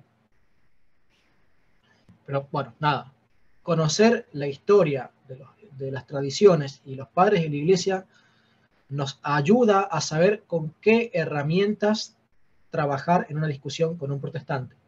Porque si quiero clavar con un destornillador y quiero atornillar con un martillo, voy a obtener malos resultados. Y un ejemplo, por ejemplo, concreto, es cuando quieren justificar la asunción de María con Apocalipsis capítulo 12. Y hay sacerdotes que defienden la asunción de María con Apocalipsis capítulo 12. Y los padres de la Iglesia enseñan casi unánimemente, porque hay alguna que otra excepción, ¿sí? Casi unánimemente, que Apocalipsis capítulo 12 habla de la Iglesia. Esa mujer no es María, es la Iglesia. Entonces, yo no puedo agarrar y decir es María cuando los padres de la Iglesia dijeron no es María, es la Iglesia. El dogma de la asunción de María no se defiende con Apocalipsis capítulo 12.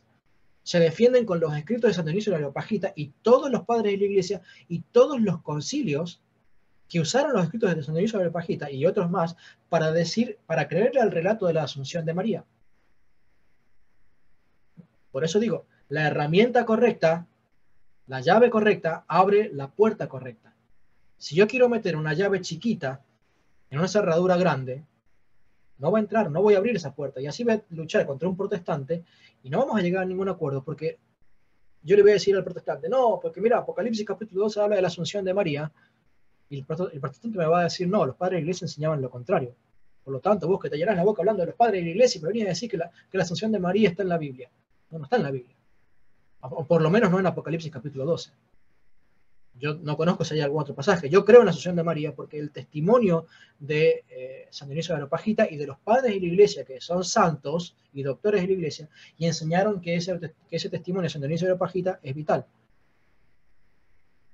¿Y por qué lo creo? Y porque los concilios de la Iglesia usaron los escritos de San Dionisio de Areopagita y los padres de la Iglesia que citaron a San Dionisio de Areopagita para decir es real y verídico el testimonio de la asunción de la Virgen María.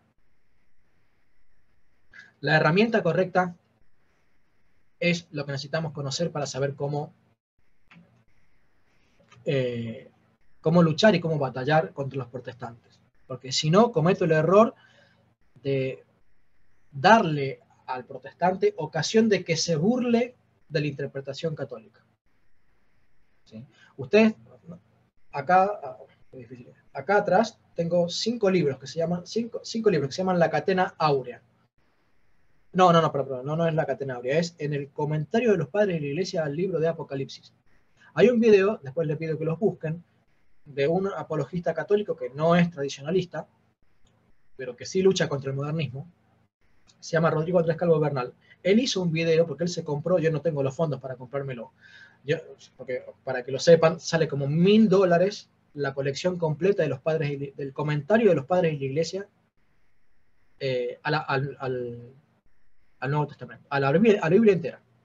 Hay una colección, y que está en español, que se llama Comentario de los Padres de la Iglesia a la Biblia. ¿Sí? Comentario bíblico de los Padres de la Iglesia. Abarca toda la Biblia, y son no sé cuánto, 15, 20, 30 tomos son, pero sale $1000. Bueno, hubo una persona que se los empezó a comprar. Rodrigo Calvo recibió alguna donación y se los empezó a comprar. Y empezó a enseñar. Y él tomó en su video Apocalipsis capítulo 12, y él dijo, leyó a creo que 6 padres de la iglesia que citaban Apocalipsis capítulo 12, y 5 de ellos decían que Apocalipsis capítulo 12 hablaba de la iglesia. Uno de ellos decía que habla de María. Ahora, los mismos padres de la iglesia están enseñándonos que la herramienta correcta, ahora, no significa que nadie creyera que María fuera, o que estuviera prefigurada ahí. Lo que significa es que la mujer, ¿sí?, era creído por su mayoría como la iglesia, una referencia a la iglesia. Y que los que guardan los mandamientos de Cristo son obviamente los hijos de Jesucristo. Bueno, el tema de las imágenes en las catacumbas, especialmente San Calixto. O sea, ¿eso es tradición apostólica o tradición de la iglesia? Son tradiciones de la iglesia. Lo que sucede es que son tan tempranas, y cuando uno escucha los testimonios de los martirios de los padres de la iglesia, por ejemplo, de San Ignacio de Antioquía, de San Clemente Romano, uno se da cuenta de cuán tempranas son las tradiciones de venerar a los santos. Tal vez los primeros cristianos lo hacían más, no con estatuas, sino con imágenes pictóricas, porque las imágenes, si bien se usaban, tenían más un sentido catequético que devocional. Tal vez más parecido a como lo hace la Iglesia Ortodoxa, que si bien tienen imágenes, tengo entendido que no están tan a favor del uso indiscriminado de las estatuas. ¿Sí? Entonces, la Iglesia primitiva utilizaba imágenes como un recordatorio para venerar a los santos, o como un recordatorio para venerar a los santos del Antiguo Testamento o a los mártires, o como incluso como un recordatorio de lo que son las historias de la Biblia. Mi hija no sabe leer, pero yo le hago, entre comillas, leer la Biblia, relatándole las imágenes. Y ella, mi hija, ahora le lee, entre comillas, la Biblia a mi hijo del medio, ¿sí?, relatándole lo que ella se acuerda de las imágenes que ve en estas Biblias para niños que tengo. Entonces, mi hija no sabe leer, como tampoco sabían leer los primeros cristianos, pero se sabían la Biblia porque conocían las imágenes. Y relataban, aunque mi hija le guitarrea hermoso a mi hijo del medio cuando le explica la Biblia, pero mi hija le relata, como ella se la acuerda, la historia de la Biblia. Y de ahí que, bueno, tal vez en los primeros cristianos surgieran diferentes tradiciones, unas un poco más torcidas que otras, unas un poco más fieles que otras, pero la iglesia, como no tenía una imprenta, ni un PDF, ni YouTube para nada de eso, ¿cómo usaba? ¿Cómo enseñaba? Con imágenes y con liturgia y con predicación. Eran las 3 grandes herramientas, porque el pueblo no tenía acceso ni a las escrituras, ni a la posibilidad de tener libros. Toma, te doy este libro, comprate este catecismo de la Iglesia Católica. El catecismo de la Iglesia Católica lo usaban los párrafos, los párrocos. Como el Catecismo de Trento, que fue escrito para párrafos. Yo tengo el Catecismo de Trento por acá. A ver, este libro que está ahí, rojo, es el Catecismo de Trento. Y dice ahí, para párrocos, para párrocos. ¿Por qué? Porque no se lo daban en cada casa como lo tenemos hoy. Entonces, tenemos que entender lo que son la tradición y las tradiciones. Y que ciertamente hay algunas tradiciones que son muy antiguas y que pueden ser cuasi demostradas que tienen su origen en los apóstoles, ¿sí? No tenemos en algunos casos certeza absoluta de que eso sea así. Ahora vamos a hablar de la visión católica. Por estos tiempos, la visión católica respecto de la tradición, ¿no? Por estos tiempos florecía en la iglesia Egésipo, a quien ya conocemos por lo dicho anteriormente. También Dionisio, obispo de Corintio, no es el Dionisio, obispo de Areopagita, es otro Dionisio, posterior. A quien ya conocemos por lo dicho anteriormente, también Dionisio, obispo de Corintio, y Pinito, obispo a su vez de los fieles de Creta. Y además de estos, Felipe, Apolinar, Mosano, Modesto y sobre todo Ireneo, Ireneo de Lyon. De ellos ha llegado hasta nosotros por escrito la ortodoxia de la santa fe de la tradición apostólica. ¿Y esto quién lo dice? Eusebio de Cesarea, en Historia Eclesiástica. Y está diciendo de los obispos que durante el siglo II y III pusieron por escrito la tradición apostólica. ¿Qué está confesando Eusebio de Cesarea? Que la tradición apostólica no es solamente el Nuevo Testamento, sino que la tradición apostólica tiene continuidad en los escritos de los padres de la Iglesia. Por eso es que no es cuestión de agarrar y decir, bueno, si es de los padres de la Iglesia, eso es tradición de la Iglesia, y si está en la Biblia es tradición apostólica. No, eso está mal. Eso no era entendido así en la Iglesia primitiva. La Iglesia primitiva entendía que los escritos de los padres de la Iglesia tenían una mezcla de tradición apostólica y tradiciones de la Iglesia. Por eso no es tan trivial, ni fácil, ni directo al agarrar y decir, bueno, separemos la paja del trigo. No. Ahora, Cipriano de Cartago, en su carta a Yubayano, ¿cómo pueden tratar las cosas espirituales y divinas unos hombres que son enemigos de Dios, refiriéndose a los protestantes de aquella época, y cuyos corazones ha poseído el espíritu del anticristo? Si dejamos pues las discusiones humanas tan expuestas a error y nos atenemos sincera y piadosamente a la autoridad del Evangelio y a la tradición apostólica, entendemos que los que dividen y atacan a la Iglesia son los llamados adversarios por el mismo Cristo y anticristos por los apóstoles. No tienen ningún acceso a la gracia saludable de la Iglesia. Bueno, la autoridad del Evangelio se está refiriendo a la autoridad de los escritos del Nuevo Testamento, que ya para ese entonces, si bien no eran oficialmente canónicos, ¿sí?, ya se reconocía un cierto cuerpo de escritos del Nuevo Testamento que eran considerados el Evangelio, ¿sí?, y que algunos ya los consideraban inspirados. Pero claramente remarca el Evangelio, o sea, los escritos del Nuevo Testamento, y la tradición apostólica. Dice, ¿tenemos que atenernos a qué?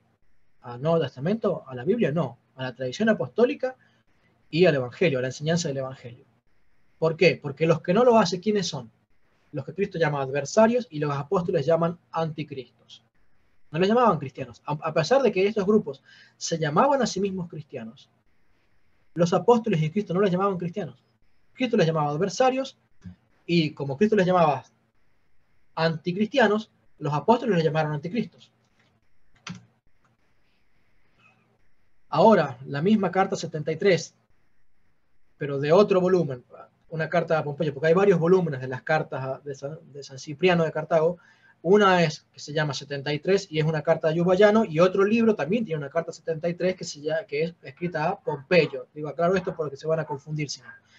Si un conducto que primero traía abundante caudal de agua de un instante a otro detiene su curso, ¿no se acude luego al manantial para ver de dónde resulta la detención?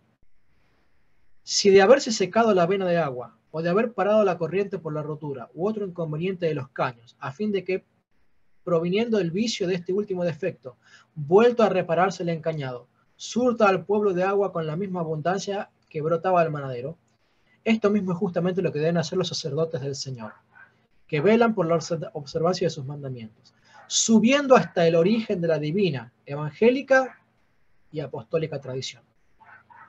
¿Qué tiene que hacer la Iglesia en estos tiempos de confusión? Investigar, subiendo por medio de la tradición apostólica hasta el origen. Así como uno busca en un caño dónde está la rotura para averiguar dónde está la rotura, bueno, ¿en qué momento se rompió el caño para tratar de buscar resolverlo? Bueno, esa es la ilustración que pone San Cipriano diciendo la Iglesia debe recurrir a la doctrina apostólica, a la tradición apostólica. Dice a Diogneto, un escrito que posiblemente sea de Quadrato según lo que enseña la tradición apostólica. Digo posiblemente porque los modernistas lo niegan. Siglo II. En consecuencia, se canta el temor de la ley, se conoce la gracia de los profetas, se consolida la fe de los evangelios, se guarda la tradición de los apóstoles y se exulta la gracia de la Iglesia. La Iglesia que guarda la tradición apostólica. Historia eclesiástica, libro 3.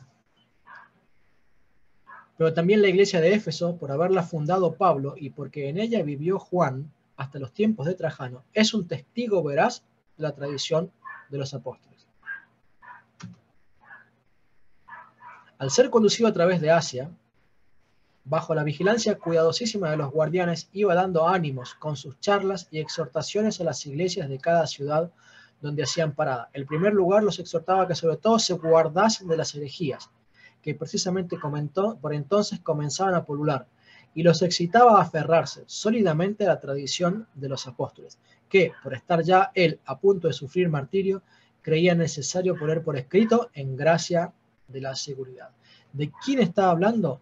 De San Ignacio de Antioquía, que dice que las cartas que él fue escribiendo de su camino a su martirio eran cartas donde los exhortaba a cuidarse de los martirios y en aferrarse a la escritura, no, a la tradición de los apóstoles. Por eso decimos, la Iglesia Católica no es bíblica, es apostólica.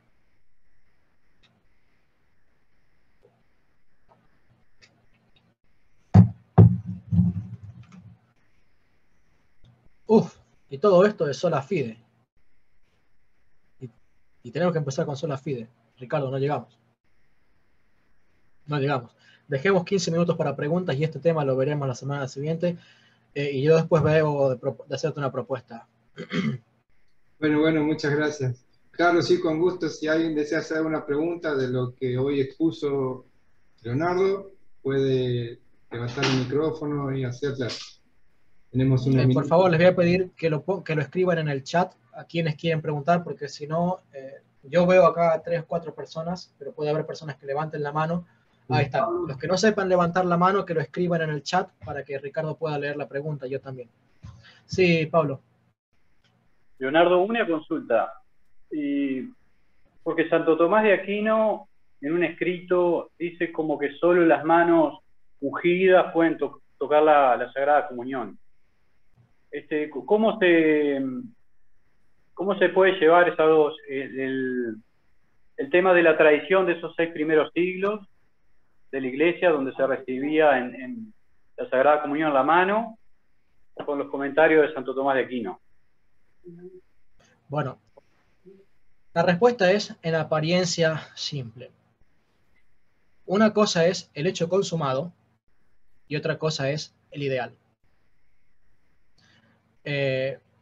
La Iglesia determinó que lo más correcto, lo más puro, lo más santo y lo que más enseñaba, por así decirlo, la presencia real de Cristo en la Eucaristía, era el hecho de dar la comunión en la boca, para que solo las manos consagradas de aquellas personas que llevaban la vida santa, o que en teoría llevaban la vida santa, solamente ellos pudieran tocar el cuerpo de Cristo. Que nada ni nadie pecaminoso tocara el cuerpo de Cristo. Entonces, una cosa es el hecho consumado y real, histórico y comprobable que durante 600 años aproximadamente, ¿no? Y esto es una cifra que el padre Javier la dijo. Hay un video del padre Javier en la que él le dice esto, ¿no? Si aproximadamente 600 años duró el hecho de que en la mayoría, y no digo en todas, pero en la mayoría de las iglesias se diera la comunión en la mano, eso es un hecho consumado. No es el ideal, la iglesia determinó que no es el ideal. Ahora, una vez que se determina que no es el ideal, Santo Tomás no está hablando de que la iglesia nunca lo haya hecho. Santo Tomás está diciendo lo que la iglesia debería hacer. ¿Cuál es el ideal? Entonces, ese es el ideal, lo que no significa que Santo Tomás esté diciendo que sea sacrílego. ¿Sí? Yo no sé si Santo Tomás se llegara a atrever a decir eso alguna vez. No lo creo, porque si Santo Tomás sabía que durante siglos, no sé, 600, 400, 300, no importa si son 600 o 300. O sea, si durante X cantidad de siglos la iglesia lo hizo en la mano, ¿sí? Yo no me atrevería a llamarle sacrílego. Entonces, una cosa es el ideal y otra cosa es lo que ya está establecido por la iglesia, y Santo Tomás está de acuerdo con eso y dice, bueno, de ahora en más la iglesia tiene que hacerlo así porque es lo que ha establecido la iglesia. No sé si de esa manera trato de responderte cómo es que Santo Tomás, o cómo es que entiendo que Santo Tomás armoniza eso. Perfecto. Muchas gracias. ¿Otra pregunta?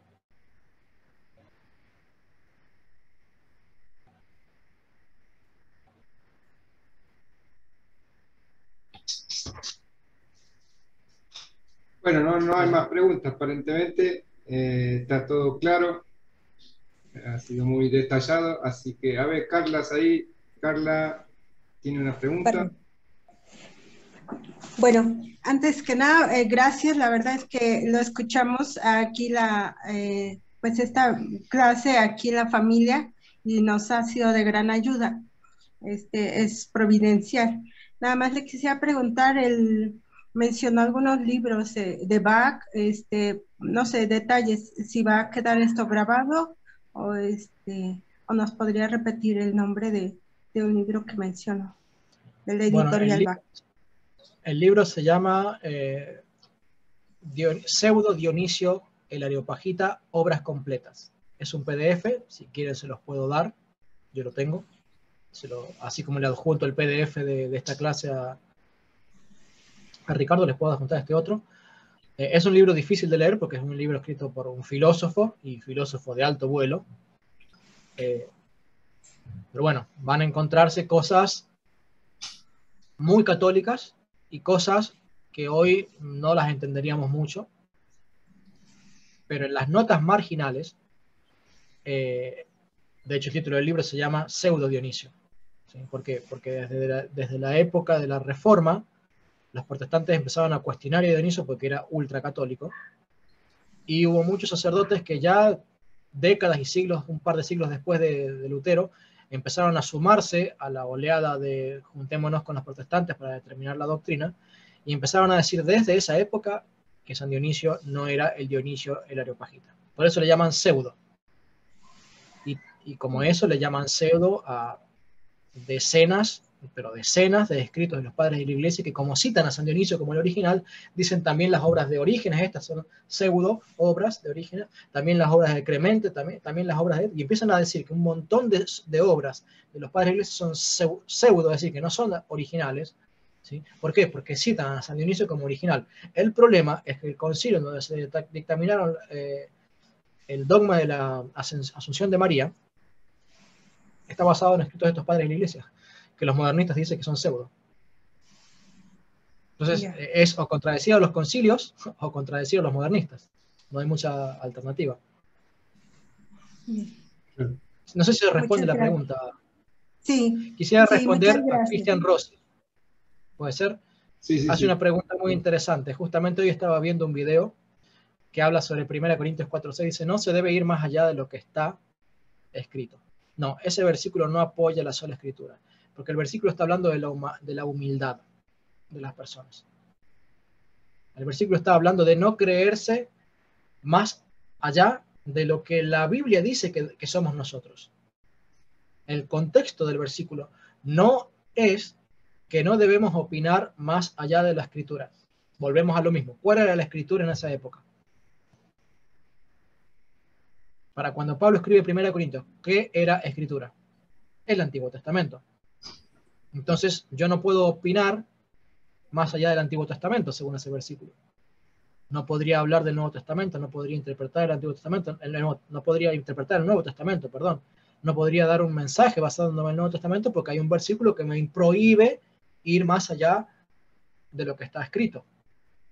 No, ciertamente Pablo no está pensando en que no se deba ir explicar cosas que no están explícitamente habladas en la Escritura. Porque por un lado es justamente el apóstol Pablo que está explicando las alegorías del Antiguo Testamento que para los judíos no eran claras. En 1 Corintios Pablo explica varias alegorías del Antiguo Testamento que ni los cristianos de esa época ni los judíos entendían. Como por ejemplo las alegorías de la nube y de ser sumergidos en la nube y sumergidos en el mar, que Pablo dice son figuras del bautismo del Espíritu Santo y del bautismo en agua. Entonces, Pablo evidentemente está explicando y añadiendo y yendo más allá de lo que está escrito en el Antiguo Testamento. Entonces no se lo puede entender en ese sentido, sino que se lo tiene que entender a la luz de lo que dice a renglón siguiente, ¿sí? En los versículos siguientes, cuando habla de la humildad. ¿Sí? A ver, sería bueno que ustedes busquen en la Biblia qué dicen los versículos siguientes, el versículo 7, el versículo 8, y van a ver que de lo que Pablo está hablando, e incluso véanlo en los versículos anteriores, de lo que Pablo está hablando, en no creerse más de lo que la Biblia dice. También Pablo dice algo similar a los filipenses, dice, no, ninguno tenga más alto concepto de sí que el que debe tener. Es decir, no está hablando de sola escritura, los protestantes sacan de contexto ese versículo. ¿Sí? La Biblia dice que nosotros somos tal cosa. ¿Sí? De hecho, esa traducción no se debe ir más allá de lo que está escrito. Corregime, por favor, Cristian, si no es la traducción de la Reina Valera 60. Porque hay traducciones católicas que no hablan de lo que está escrito, hablan de lo que está enseñado. O sea, la traducción del versículo entre los protestantes es tendenciosa. Vos me preguntabas, Ricardo, la vez pasada, si una traducción como la Reina Valera era mejor que una católica solo por el hecho de que la Reina Valera defiende la deidad de Cristo. No, porque tiene cosas como estas. No solamente con el tema de la tradición, para negar, sino otros tantos versículos como estos, que los traducen de forma tal de que den la idea de apoyar la doctrina de la sola escritura. ¿Se entiende? Me preguntan acá, ¿tiene usted un canal o blog? Sí, en YouTube, El Depósito de la Fe. En el campus, Ricardo les va a dejar el blog, y acá al principio de la PowerPoint dice youtube.com/El Depósito de la Fe. Y tengo otras redes más que tengo que agregarlas a esta diapositiva. Que las he agregado en las anteriores, las tengo que agregar a esta, y que se van a entregar en el PDF que le entregue a Ricardo. Por favor, ¿podrías compartir los PDFs de los encuentros? Puede que sea la encíclica, mencionaste la Humanum Genus del Papa León XIII. Puede ser esa. En la década de los 50 se escribió. Los materiales están en el campus, allí están las PDFs, Leonardo, sí. Gracias, sí, es de la Reina Valera 60, 1960. Sí, esa traducción de no se debe ir más allá de lo que está escrito es la traducción torcida, porque no solo la interpretación es torcida, la traducción también es torcida y tendenciosa de los protestantes. ¿Cómo responder incluso a muchos sacerdotes que citan a San Pablo, como por ejemplo el abolir la circuncisión para decir que no debemos ser esclavos de la tradición? Bueno, los pasajes que hablan de la tradición de la iglesia. Sí, que la iglesia tiene una tradición y Pablo nunca dijo que no debemos ser esclavos de la tradición. La tradición que el apóstol Pablo está rechazando es justamente de aquellos sacerdotes que se habían apartado de la tradición apostólica. Es que esto es irónico, que un sacerdote que se apartó de la doctrina apostólica use ese texto para querer contradecir la tradición apostólica. Decir, ahora no tenemos que ser esclavos de la tradición apostólica. No. O sea, justamente Colosenses 2:8 está denunciando a los sacerdotes y obispos que, apartándose de la tradición apostólica, empezaban a rechazar la tradición apostólica. Y el apóstol Pablo, y el Señor Jesucristo, cuando habla de la tradición de los hombres, se refiere a la tradición torcida de los fariseos, que, como dice el Señor Jesucristo, ellos mismos habían establecido. O sea, el problema era su tradición, vuestra tradición, como dice la Reina Valera 60. ¿Por qué? Porque vuestra tradición ya no es igual que la tradición de Moisés. ¿Por qué? Porque en cuanto al manejo de las ofrendas, todo dame, pero cuando se trataba de que ellos tuvieran que dar, ahí la cosa, no. Carta encíclica Paccendi del Sumo Pontífice Pío X sobre las doctrinas de los modernistas. Y esa escrita es del año 1907. Se llama Paccendi Domici Gregis, del Papa San Pío X. Y la otra es Humane, lo decíamos arriba, ¿cómo era? Humane Genus. Humanum Genus, del Papa León XIII. No lo sé. Yo después les pongo... la tengo abierta en otro browser, a esa encíclica. Yo después se los busco y se los pongo en el... Se lo doy a Ricardo para que lo ponga en el campus. ¿Alguna otra pregunta?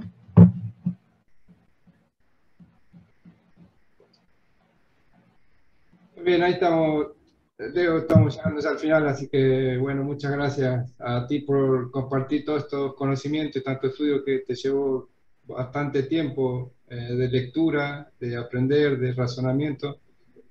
Gracias también por eso y gracias a los que participaron en esta clase en vivo. Este curso continúa los viernes, el viernes que viene no así, dado que es Viernes Santo, y continuamos el próximo. Luego de Semana Santa. Así que ya Dios mediante le enviaremos un recordatorio para que puedan acceder nuevamente a esta clase a cargo de Leonardo Abdala. Su canal en YouTube es El Depósito de la Fe, para quienes preguntaban. Allí pueden encontrar muchísimo material en videos, en podcasts, en audiolibros que él va subiendo desde hace bastante tiempo y continuamente agrega nuevo material. Está trabajando diariamente en esto.